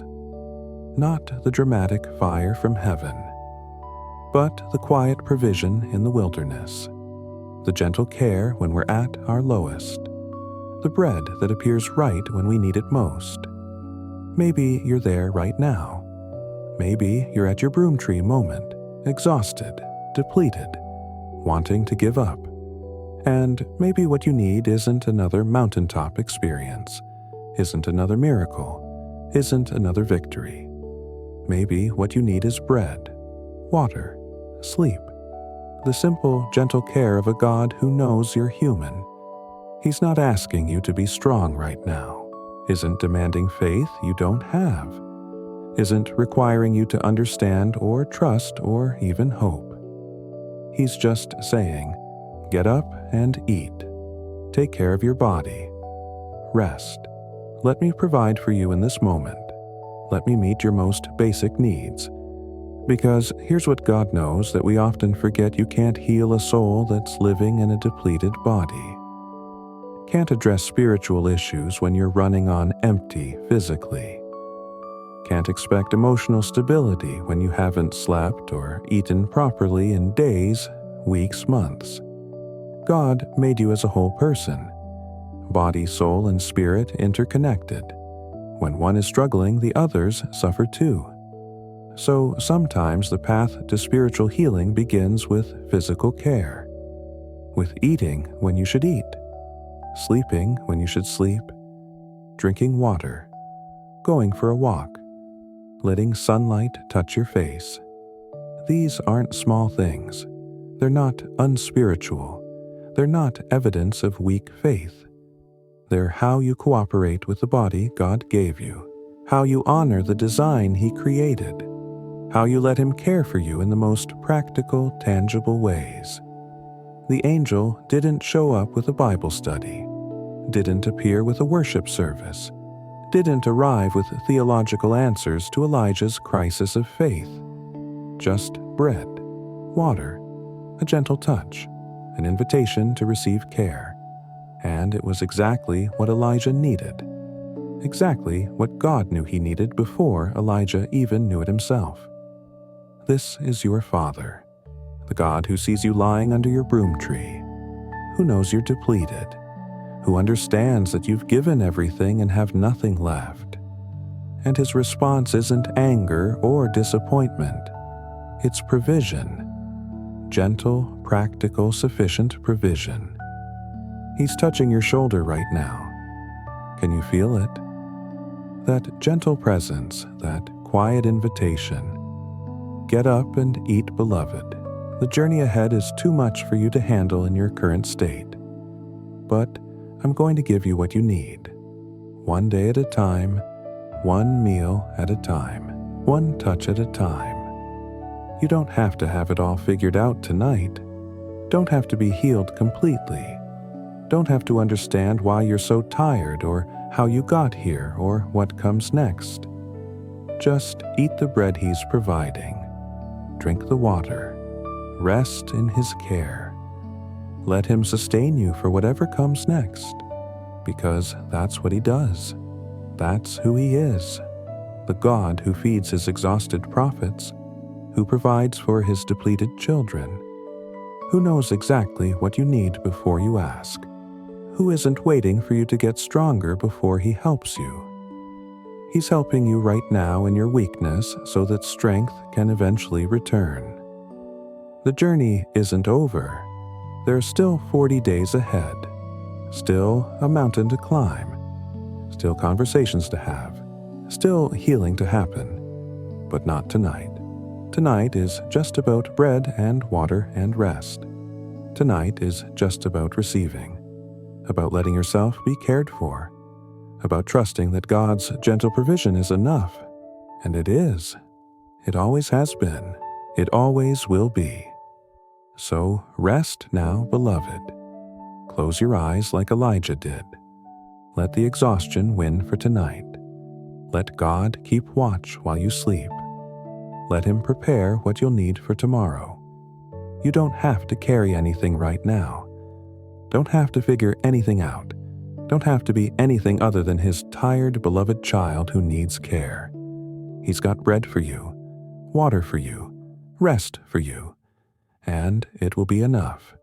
Not just for tonight, but for the whole journey ahead. Every step, every day, every moment. His provision will be enough. You are seen, you are known, you are cared for, and you are loved. So deeply, completely, endlessly loved. Right here, right now, in your exhaustion, in your depletion, in your wanting to give up. God hasn't given up on you, hasn't forgotten you, hasn't left you. He sent His angel with bread and water and the gentlest invitation. Get up and eat. Let me take care of you. Receive it. Just receive it. That's all you have to do tonight. Amen. 40 days and 40 nights.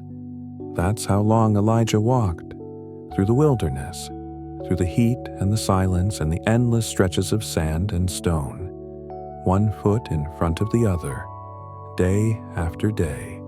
Night after night. Alone with his thoughts. Alone with his pain. Alone with the questions that wouldn't stop echoing in his mind. Where was he going? He probably didn't even know at first. Just away. Away from Jezebel. Away from the threats. away from the ministry that had almost killed him, away from the people who needed him, away from the weight of being God's spokesman in a nation that didn't want to listen. But your feet know things your mind doesn't. Your body remembers what your conscious thoughts have forgotten, and Elijah's feet were carrying him somewhere specific, somewhere ancient, somewhere sacred, back to the beginning, back to where it all started. Mount Horeb, the mountain of God, the same mountain where Moses had seen the burning bush, where Moses had received the 10 Commandments, where Moses had met God face to face, the place where heaven and earth seemed to touch, where God had revealed himself to his people in thunder and lightning and holy fire. Elijah didn't choose this destination randomly. Something in him knew he needed to go back to the source, back to the place where prophets before him had heard God's voice, back to the mountain where everything became clear. Because when you're lost, when you're confused, when you don't know who you are anymore, you go back to the beginning, back to the foundation, back to where it all made sense. He found a cave, high up on the mountain, a deep cleft in the rock, dark, protected, hidden, the kind of place where you could disappear from the world, where no one could find you, where you could finally be alone with your thoughts and your God and your breaking heart. And he went inside, into that darkness, into that silence, into that womb of stone where the noise of the world couldn't reach him anymore. No demands, no expectations, no people needing things from him, just rock and shadow and the sound of his own breathing. Can you imagine that moment after 40 days of walking, after weeks of running and hiding and trying to outpace your own fear, finally stopping, finally still, finally quiet enough to hear what you've been avoiding? The cave held him like a mother holds a frightened child, surrounded him, sheltered him, let him hide. Maybe you've found your own cave.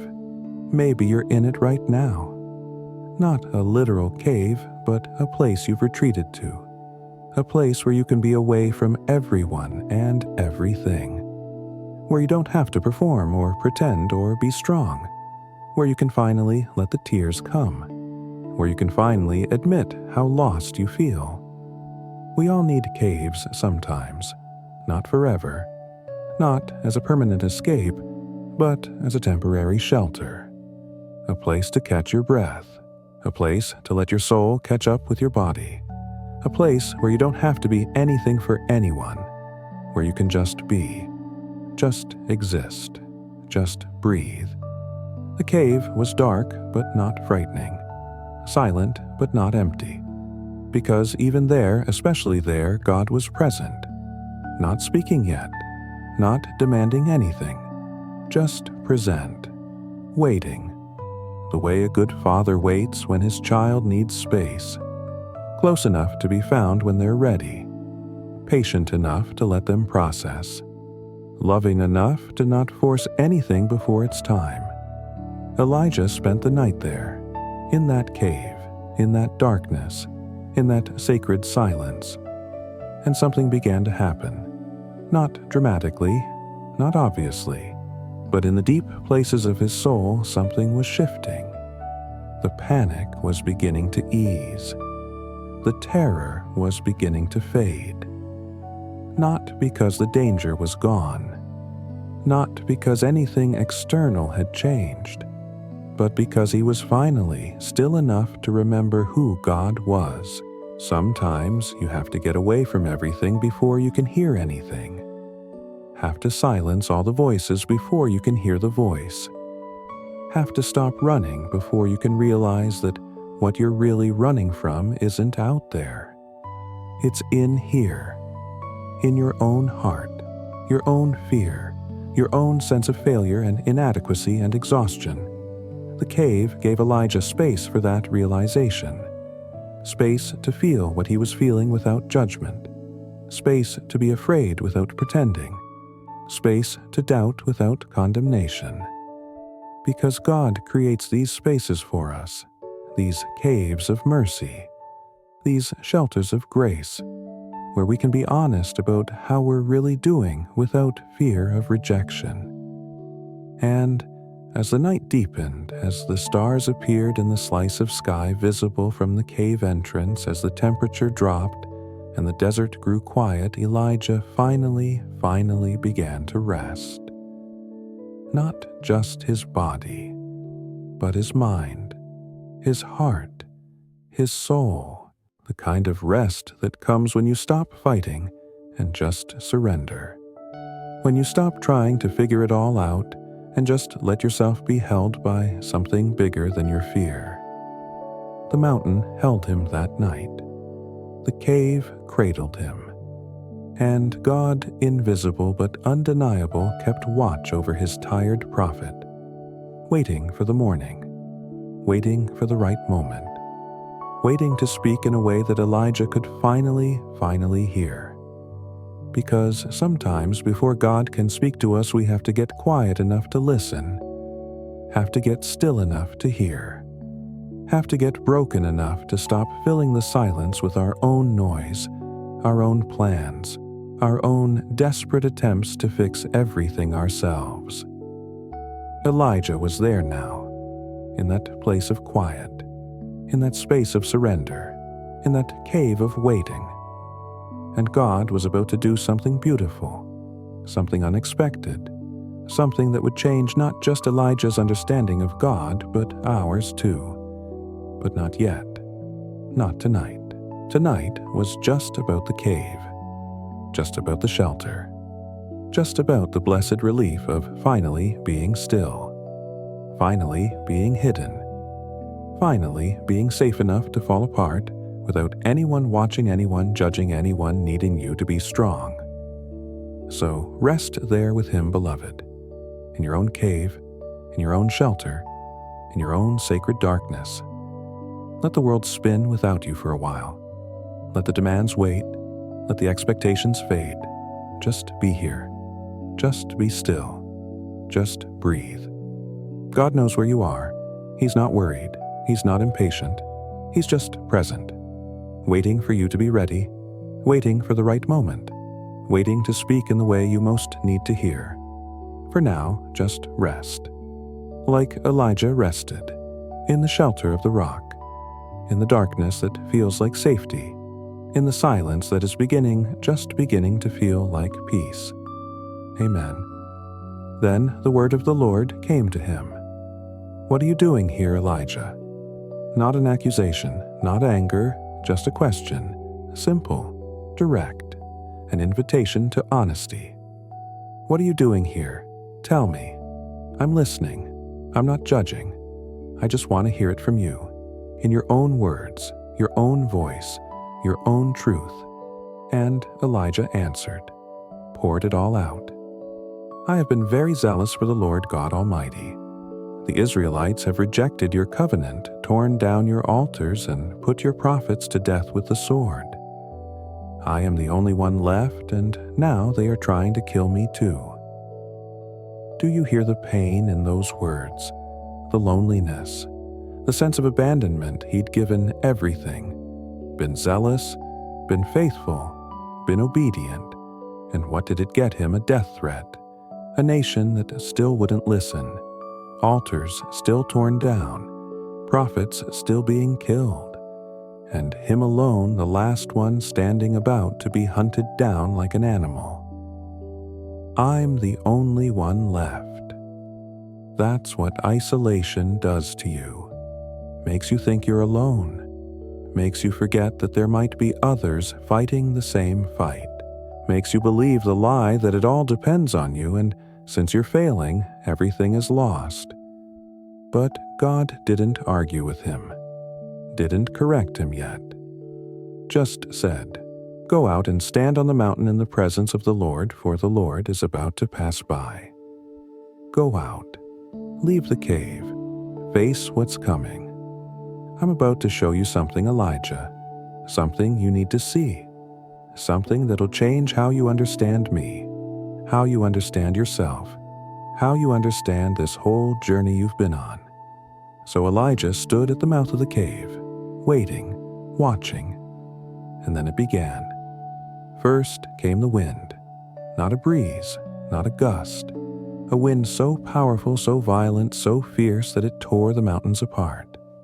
Boulders ripping free from the rock face, trees bending until they snapped. The sound of it like 1,000 trains roaring past at once. The kind of wind that makes you think the world is ending. The kind of power that makes you fall to your knees. Surely this was God. Surely this was how he would come. In power, in might, in earth-shattering force. This is what Elijah expected. This is what made sense. The God who sends fire from heaven would come in wind that tears mountains apart. But the Lord was not in the wind. The wind passed. The mountains stopped trembling. The air grew still again. And God hadn't spoken, hadn't revealed himself, hadn't shown up in the obvious place, in the dramatic display, in the overwhelming force. Then came the earthquake. The ground beneath Elijah's feet began to shake, not gently, violently, the entire mountain convulsing, rocks sliding, the cave behind him groaning, the earth opening and closing like a mouth. The kind of earthquake that levels cities, that swallows armies, that makes humans remember how small they are, how fragile, how dependent on the stability of the ground beneath them. Surely this was God. Surely he would speak in the earthquake. The God who shook Mount Sinai when he gave the law. The God whose voice makes the earth tremble. The God whose presence causes creation itself to respond in fear and awe. This had to be him. But the Lord was not in the earthquake. The shaking stopped. The mountain settled. The dust cleared. And still God hadn't come, hadn't spoken, hadn't revealed himself in the second obvious place, in the ground-shaking power, in the unmistakable display of might. Then came the fire, flames erupting from the mountain itself, not small flames, not a campfire, but a raging inferno, consuming, purifying, terrifying, the kind of fire that had fallen on Mount Carmel, the kind of fire that had consumed the sacrifice, the wood, the stones, the water, the kind of fire that proves beyond doubt that God is present and powerful and not to be trifled with. This had to be it. This was how God came. In fire. Always in fire. To Moses in the burning bush. To Israel in the pillar of fire. To Elijah on Mount Carmel. Fire was God's signature.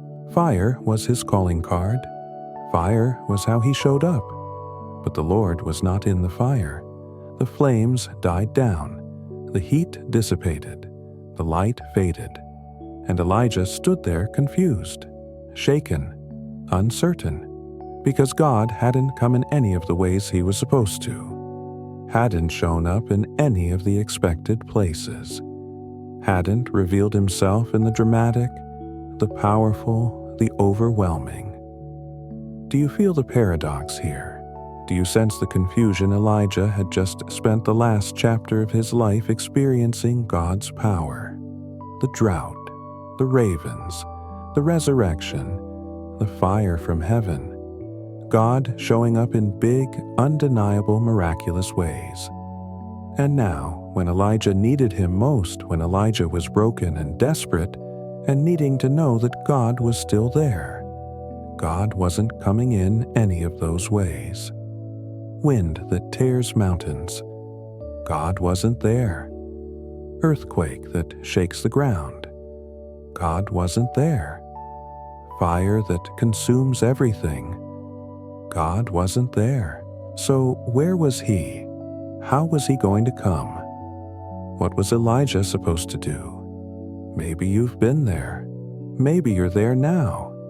looking for God in all the loud places, in the dramatic answers, in the overwhelming experiences, in the miracles that would prove beyond doubt that He's real and present and paying attention. And He's not showing up there, not coming in the wind or the earthquake or the fire. And you're confused, maybe even a little angry. God, I need you. Show up, please, in a way I can't miss, in a way that makes sense, in a way that looks like you're supposed to look. But God is teaching us something here, something crucial, something we desperately need to understand. His presence isn't always in the loud. His voice isn't always in the dramatic. His power isn't always in the overwhelming. Sometimes, often, usually He comes differently, smaller, quieter, gentler, in ways we might miss if we're only looking for the spectacular. The wind passed, the earthquake passed, the fire passed. And Elijah stood there in the sudden silence, probably wondering if God was going to show up at all. Probably questioning if he'd heard correctly. Probably feeling more alone than ever. Because when God doesn't come the way you expect, it can feel like He's not coming at all. But he was wrong. God was coming. Just not in the way anyone expected. Not in the way that makes sense. Not in the way that impresses. Not in the way that overwhelms. God was about to reveal something about His nature that would change everything. And in that moment, in that silence, after the storm, after the shaking, after the fire, something new began.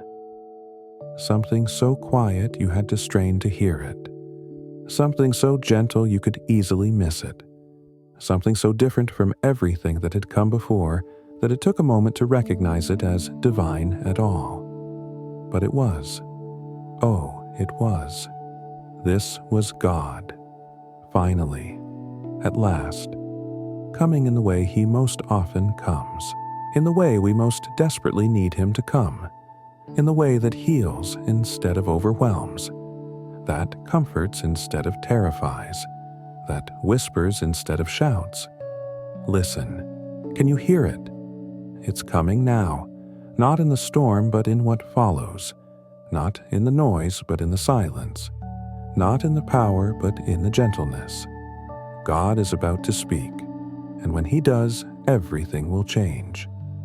After the fire came a sound, not a voice like thunder, not a proclamation like on Mount Sinai, not a shout or a command or a declaration that shook the heavens, just a sound, soft, barely there, so quiet that if you weren't paying attention, if you weren't still, if you weren't listening with everything in you, you would miss it completely.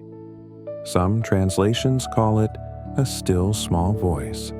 Others say a gentle whisper. The Hebrew is even more beautiful, more mysterious. A sound of sheer silence, or a thin silence, or the sound of a soft stillness. Language almost breaks trying to describe it. Because how do you put words to something so quiet it's almost not there? So gentle it feels more like a presence than a sound. So soft it's more felt than heard. But Elijah knew. The moment he heard it, he knew this was God. Not in the wind, not in the earthquake, not in the fire, but here, in this whisper so gentle it barely disturbed the air. In this presence so tender it felt like a caress.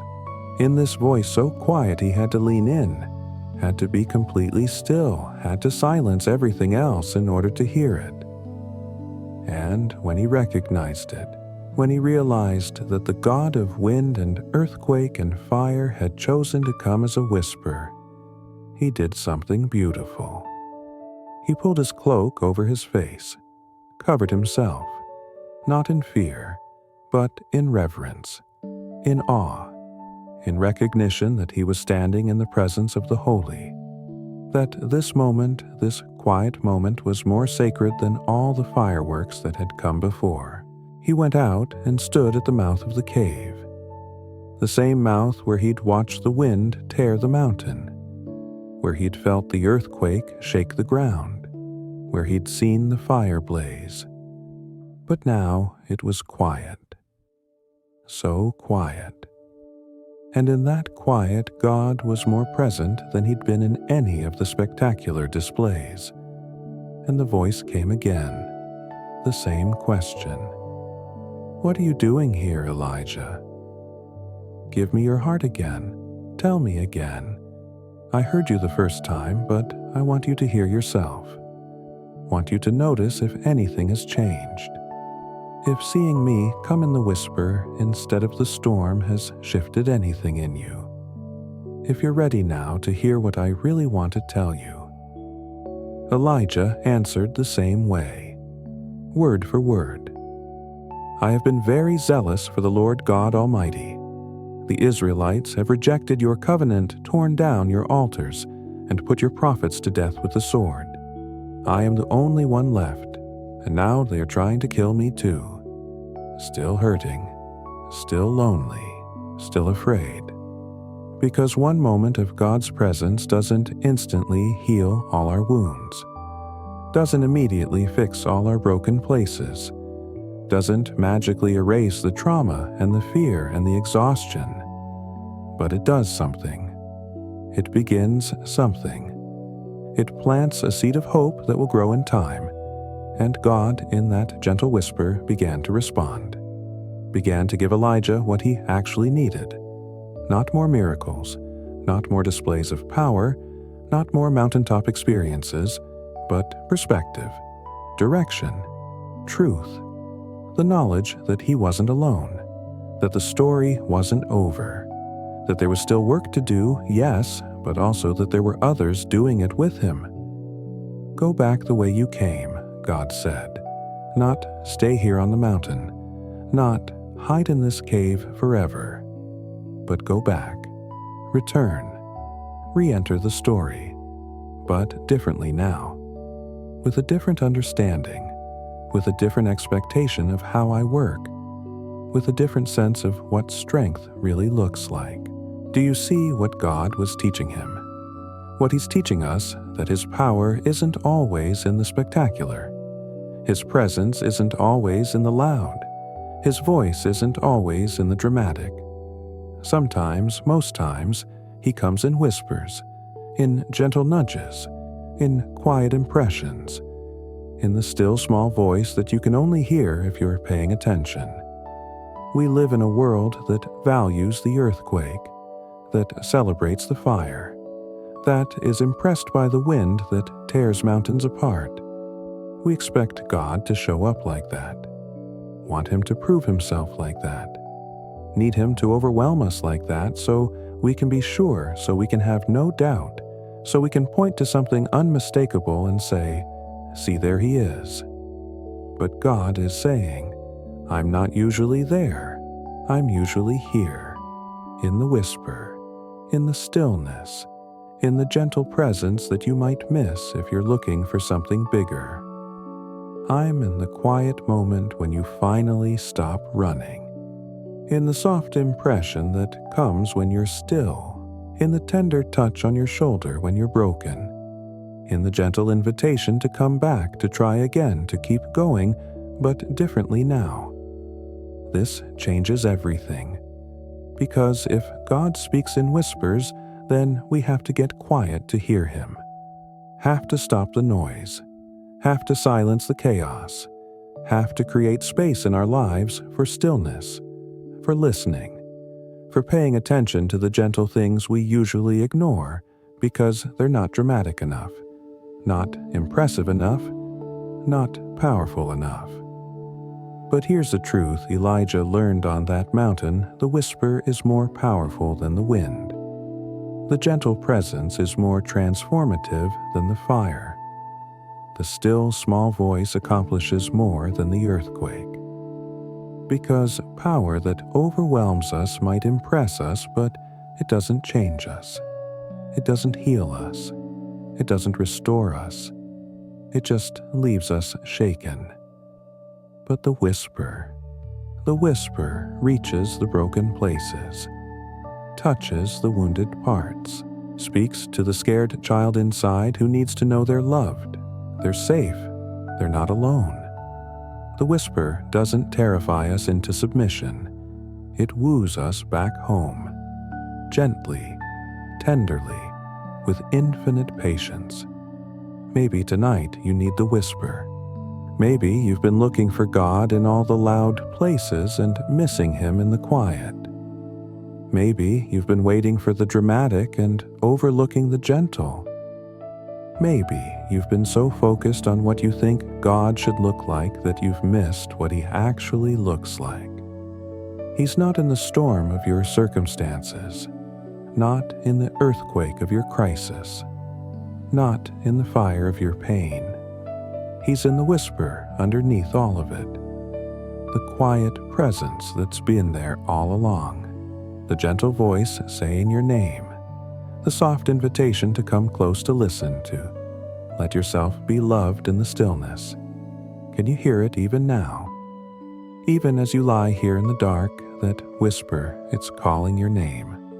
Not loudly, not dramatically, just softly, tenderly, the way a father whispers to a sleeping child, the way a lover speaks in the night, the way truth sounds when it's spoken in love. You're not alone, it says. You never were.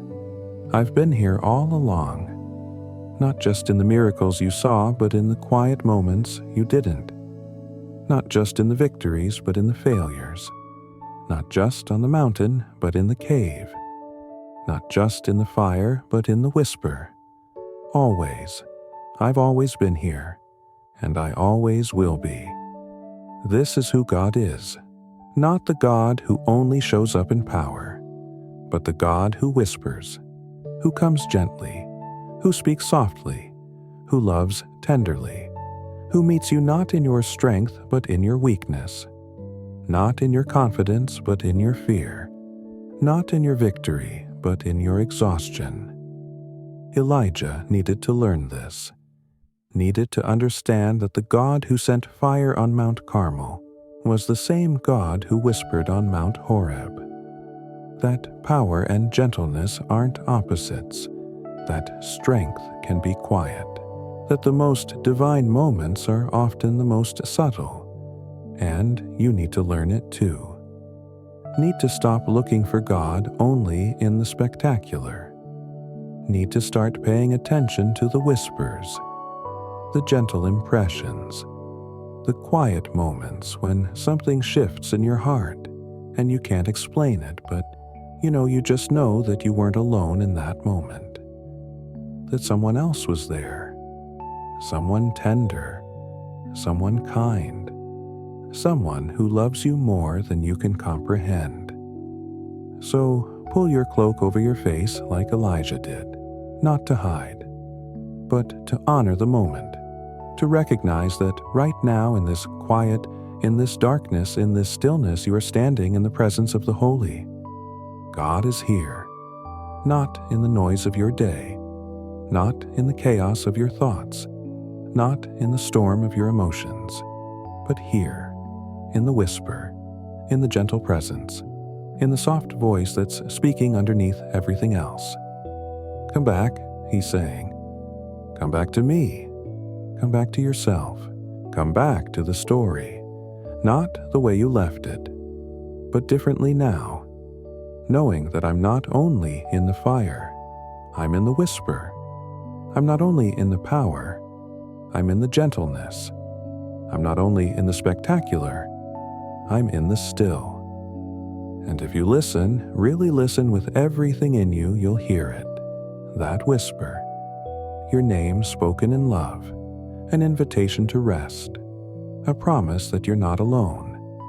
A gentle reminder that the God who made wind and earthquake and fire chose to come to you as a whisper. Because that's what you needed. That's what we all need. Not to be overwhelmed, but to be tenderly, gently, quietly loved back to life. So rest in the whisper, beloved. Let it surround you. Let it speak to the deepest parts of you. Let it heal what the storm couldn't heal. Let it restore what the fire couldn't restore. Let it love you in ways that power never could. This is God. Not only in the spectacular, but in the still. Not only in the loud, but in the quiet. Not only in the overwhelming, but in the gentle. And He's here, with you, now, whispering your name, calling you home, loving you back to life, one soft word at a time. Amen. The whisper continued, soft, steady, giving Elijah what he needed most. Not comfort alone, not just validation of his pain, but direction, purpose, a reason to go back, a reason to keep going, a reminder that the story wasn't over even though he'd thought it was. Go back the way you came, God said. Go to the desert of Damascus. When you get there, anoint Hazael king over Aram. Also anoint Jehu king over Israel, and anoint Elisha to succeed you as prophet. New names, new assignments, new movements in the story God was writing. But here's what Elijah needed to hear, what God knew he needed to hear. I'm not done yet. The work continues, and you're still part of it. Not finished, not useless, not replaced. Still needed, still called, still mine. And then God said something that changed everything, something that answered the loneliest cry of Elijah's heart. Yet I reserve 7,000 in Israel, all whose knees have not bowed down to Baal, and whose mouths have not kissed him. 7,000. Elijah had said, I am the only one left, but he was wrong, so wrong. He wasn't alone, had never been alone. There were 7,000 others faithful, others quiet, others who were standing firm even though Elijah couldn't see them. Even though in his exhaustion and isolation, he'd believed the lie that it all depended on him. This is what happens when we're depleted. We forget that we're part of something bigger. We forget that God's work doesn't rise and fall on our shoulders alone. We forget that there are others, always others doing their part in places we can't see, in ways we don't know about, faithfully continuing, even when we think everything is falling apart. 7,000. God had preserved them, had kept them faithful, had sustained them through the same drought, the same persecution, the same pressure to compromise. They hadn't bowed, hadn't kissed the false gods, hadn't given up. And Elijah had never known, because sometimes God's most important work is done quietly, by people whose names we never learn, in places we never see, in ways that don't make the headlines. Can you feel what this must have done to Elijah's heart? The relief, the release, the sudden lifting of the weight that had been crushing him. He wasn't the only one. He wasn't responsible for everything. He wasn't alone. The mission would continue, with him or without him. Not because he was expendable, but because God's purposes are bigger than any one person, more resilient than any one failure, more persistent than any one moment of weakness. This is the restoration that comes in the whisper, not a restoration to what was before, but a restoration to what's real, to truth, to perspective, to hope. Elijah came to that mountain thinking he was finished, thinking he'd failed, thinking it was all over. And God, in the gentlest way possible, said, No, beloved, you're not finished. The story continues. And here's your part. But know this, you're not carrying it alone. You never were. There's something so tender about how God does this. He doesn't just give Elijah another mission and send him off. He first tells him about the 7,000. First addresses the loneliness. First, heals the isolation, because God knows that you can't do the work if you think you're doing it alone. Can't keep going if you think it all depends on you. Can't stay faithful if you believe that your failure means everything falls apart. So, he reminds us, gently, persistently, you're part of a bigger story. There are others. You're not alone. And even when you can't continue, even when you fall, even when you break, the work goes on. Not because you don't matter, but because I'm faithful.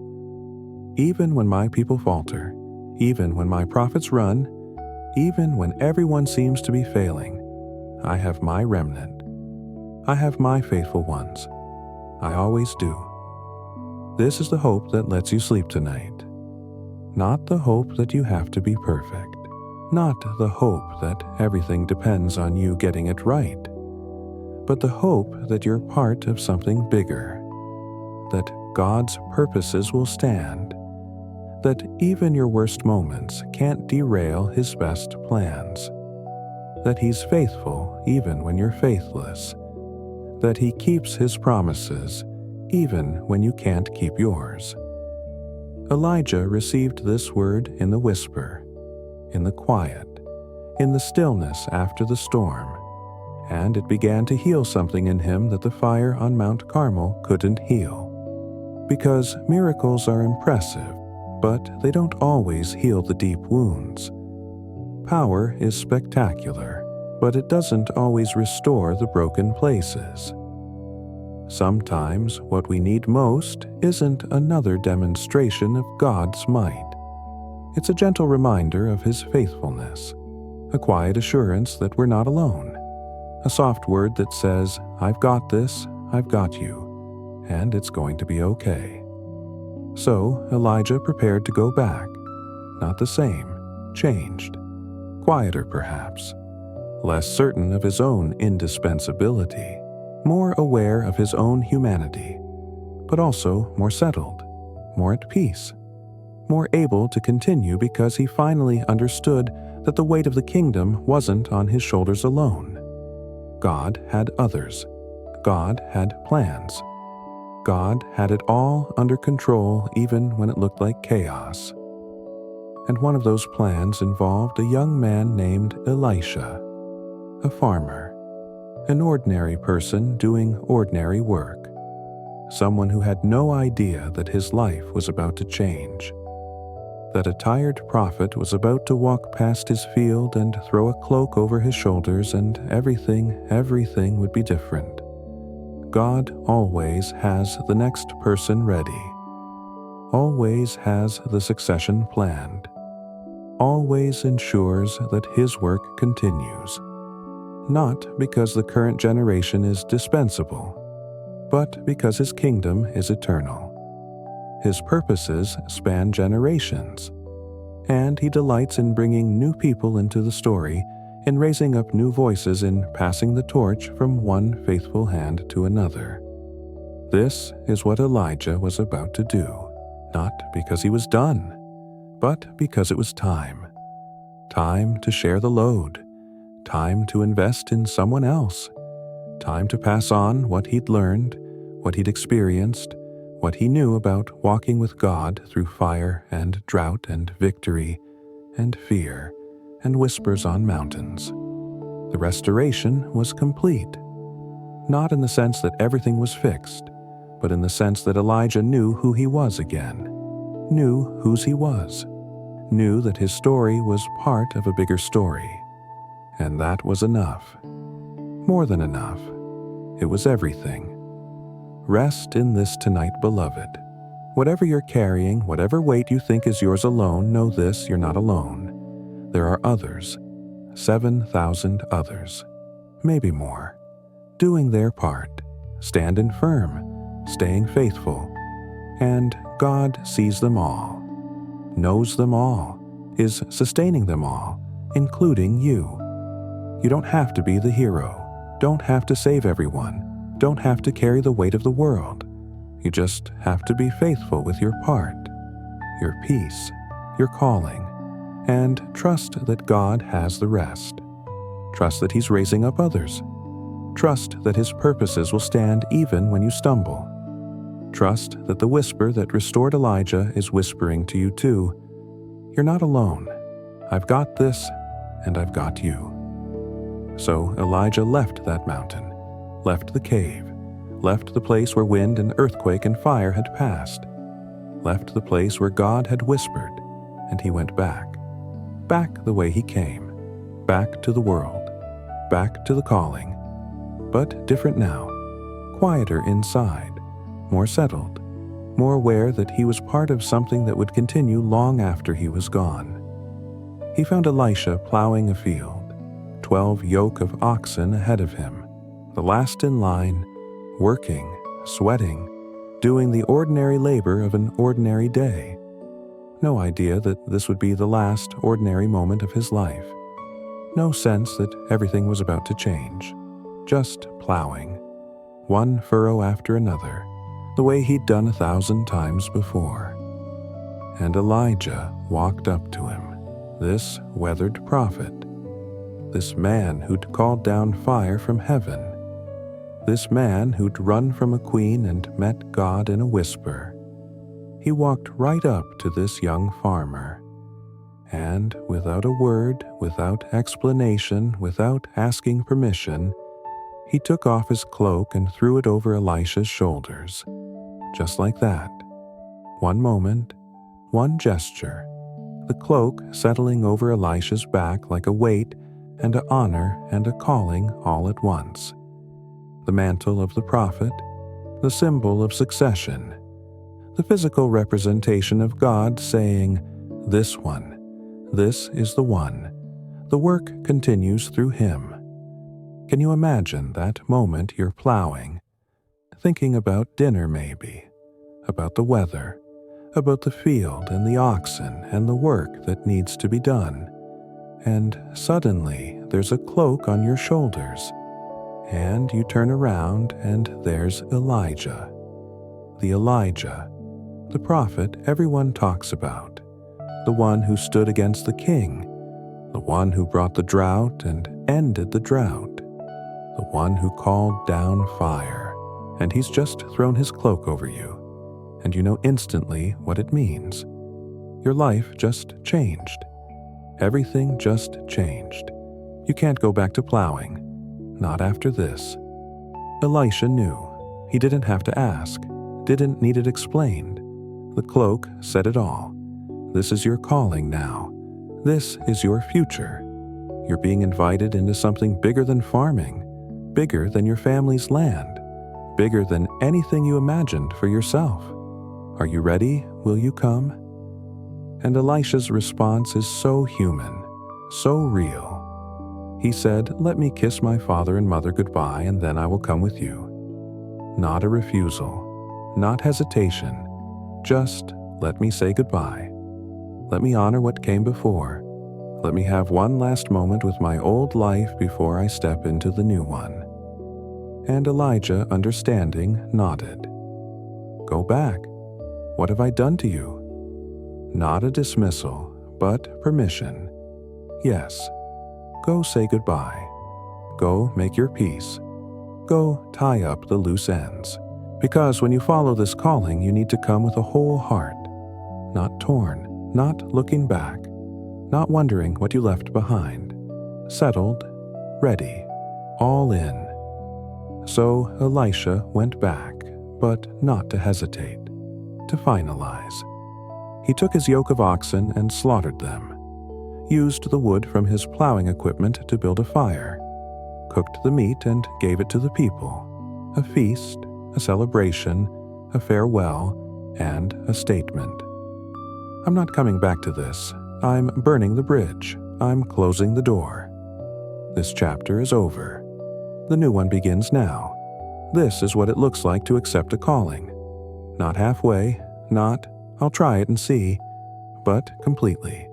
Burning the boats, eliminating the retreat, saying yes with your whole life, not just your words. Elisha could have kept the oxen, could have left the door open, could have hedged his bets, but he didn't. He knew that some callings require everything, that you can't follow a prophet while keeping one foot in the plow, that radical obedience requires radical commitment.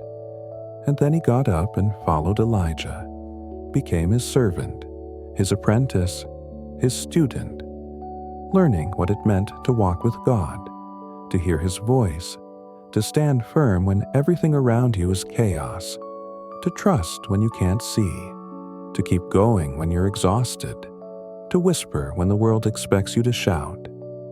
This is the beauty of succession, the passing of the mantle, the way God ensures his work continues. Elijah wouldn't be around forever, couldn't carry it all alone, needed someone to pour into, someone to teach, someone who would take what he'd learned and carry it forward into the next generation. And God always provides that person, always raises up the next generation, always ensures that the flame passes from hand to hand, heart to heart, life to life. Because his work isn't dependent on one person, it's a relay race, a passing of the baton, each generation running their leg, then handing it off to the next. Maybe you're Elijah tonight, tired, wondering if anyone will carry on what you've started, wondering if the work you've done matters, wondering if there's anyone coming after you who will care about the things you care about. Take heart. God is already raising them up, already preparing them, already orchestrating the moment when your cloak will fall on their shoulders and everything will click into place. Or maybe you're Elisha, plowing your field, living your ordinary life, not expecting anything extraordinary, and you feel it. That weight settling on your shoulders, that sense that you're being called to something bigger, that invitation to leave the familiar and step into the unknown. Don't ignore it. Don't dismiss it. Don't say, I'm not qualified, or I'm not ready, or surely God means someone else. He means you. The cloak is on your shoulders. What will you do with it?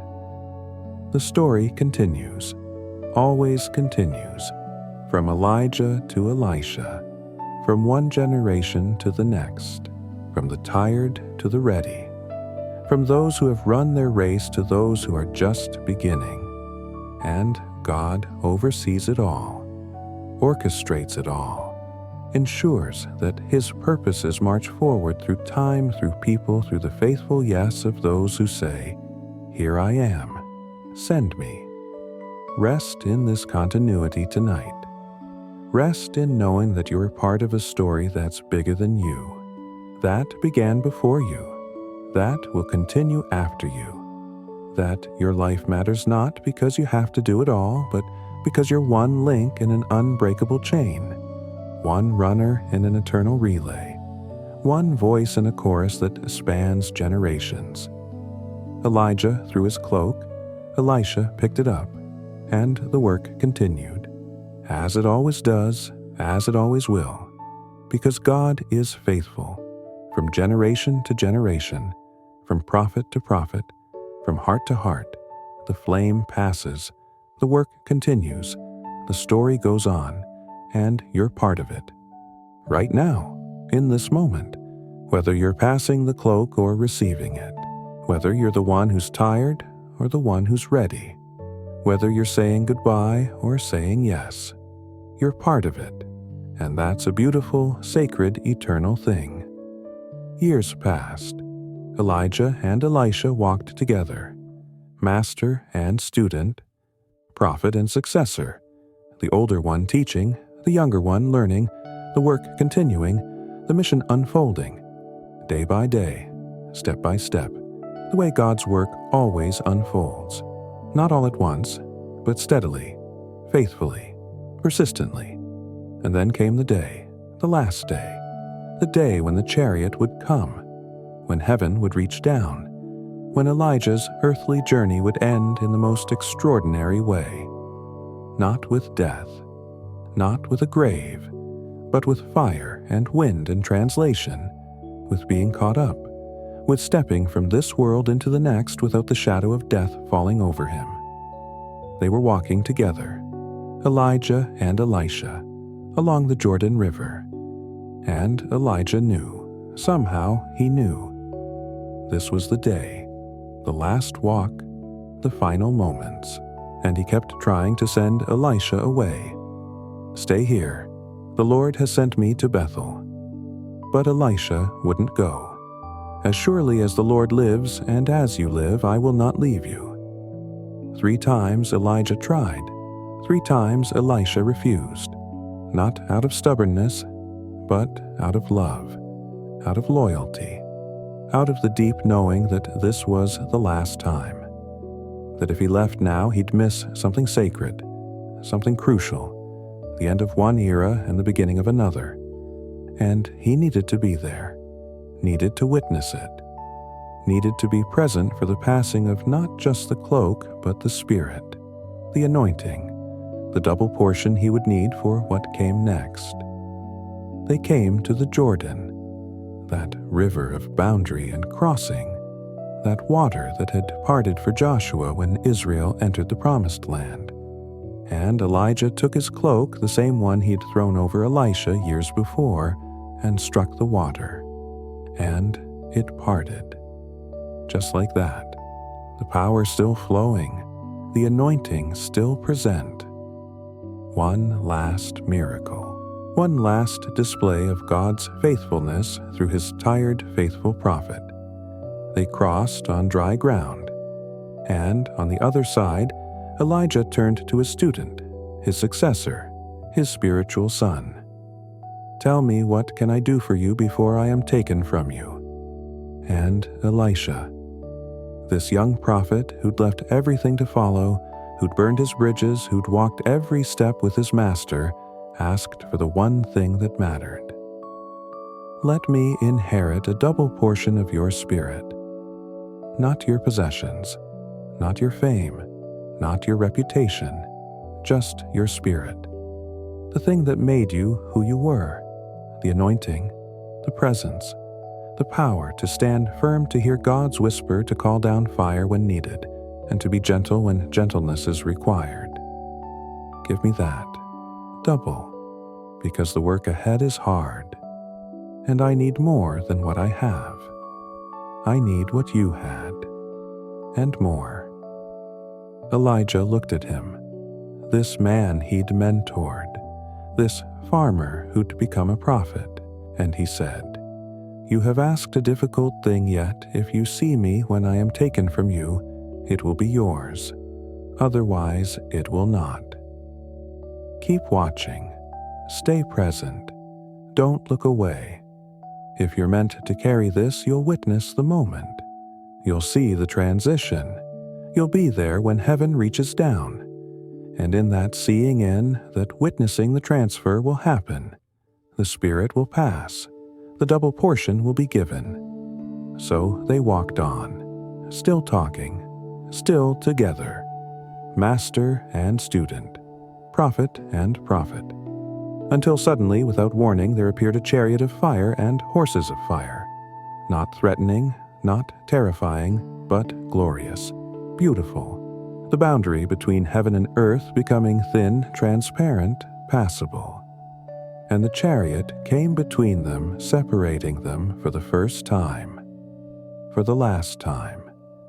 And a whirlwind, a great wind, but not the wind that tears mountains. This wind was a vehicle, a chariot of its own, a force that caught Elijah up, lifted him, carried him. And he went up into heaven, in the whirlwind, in the chariot of fire, his feet leaving the earth, his body never touching death, his soul never passing through that dark valley. Just caught up, translated, taken. Elisha watched, saw it all, his eyes wide, his heart breaking and soaring at the same time. My Father, the chariots and horsemen of Israel. A cry of loss, of honor, of recognition that something extraordinary, something unrepeatable was happening. His mentor was leaving, not through death, but through glory, through the fire that God had used to answer his prayer on Mount Carmel, through the wind that had passed by his cave on Mount Horeb, through the very elements that had taught him that God is both powerful and gentle, both overwhelming and whispering. And then he was gone. The whirlwind subsided, the chariot faded, the fire dimmed, and Elisha stood alone on the far side of the Jordan, the cloak of Elijah lying on the ground where it had fallen, the mantle, the symbol, the anointing, passed from one to another in the most dramatic way possible, not just handed over, but left behind when heaven took the prophet home. Elisha picked it up. This cloak he'd first felt on his shoulders years ago in a field, this mantle that had parted the Jordan just moments before, and he walked back to the river, struck the water with it. Where now is the Lord, the God of Elijah? A question, a prayer, a test. Will it work for me? Am I really the successor? Did the Spirit really pass and the water parted? The same miracle, the same power, the same God, the double portion given, the succession complete, the work continuing, from Elijah to Elisha, from the one who was taken to the one who remained, from the prophet of fire to the prophet of healing, from one generation to the next. This is how God does it. Not letting his faithful servants just disappear, not letting their lives end in obscurity or defeat, but honoring them, celebrating them, taking them home in ways that declare to all who watch that this life mattered. This faithfulness counted. This obedience produced fruit that will last forever. Elijah didn't die like other men, because his life wasn't like other lives. He'd stood alone when everyone else bowed. He'd called down fire when others called on dead gods. He'd run in fear and been fed by angels. He'd heard the whisper when the wind and earthquake and fire passed by. He'd been faithful, tired sometimes, afraid sometimes, human always, but faithful. And God honored that, with chariots of fire, with a whirlwind to heaven, with a departure that would be talked about for generations. That would become a symbol of hope, a reminder that God takes care of his own, that faithfulness is rewarded, that the end of the story for those who belong to God is not death but glory, not the grave but translation, not darkness but light. So Elijah went up, and Elisha went on. The work continued, the mission unfolded, the story kept moving forward. Because that's what happens when we give our lives to something bigger than ourselves, when we say yes to God even when it's hard, even when we're scared, even when we want to quit. The story continues, through us, through those who come after us, through the generations that will follow.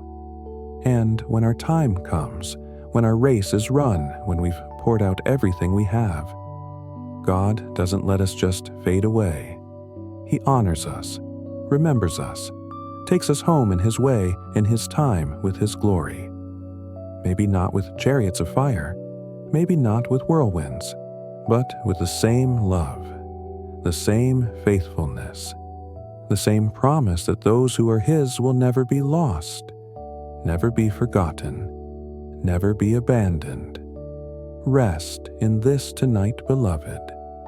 Rest in knowing that your faithfulness matters, that your life counts, that the work you're doing will continue long after you're gone, that God sees you, knows you, will honor you in this life or the next, in ways you can see or ways you can't.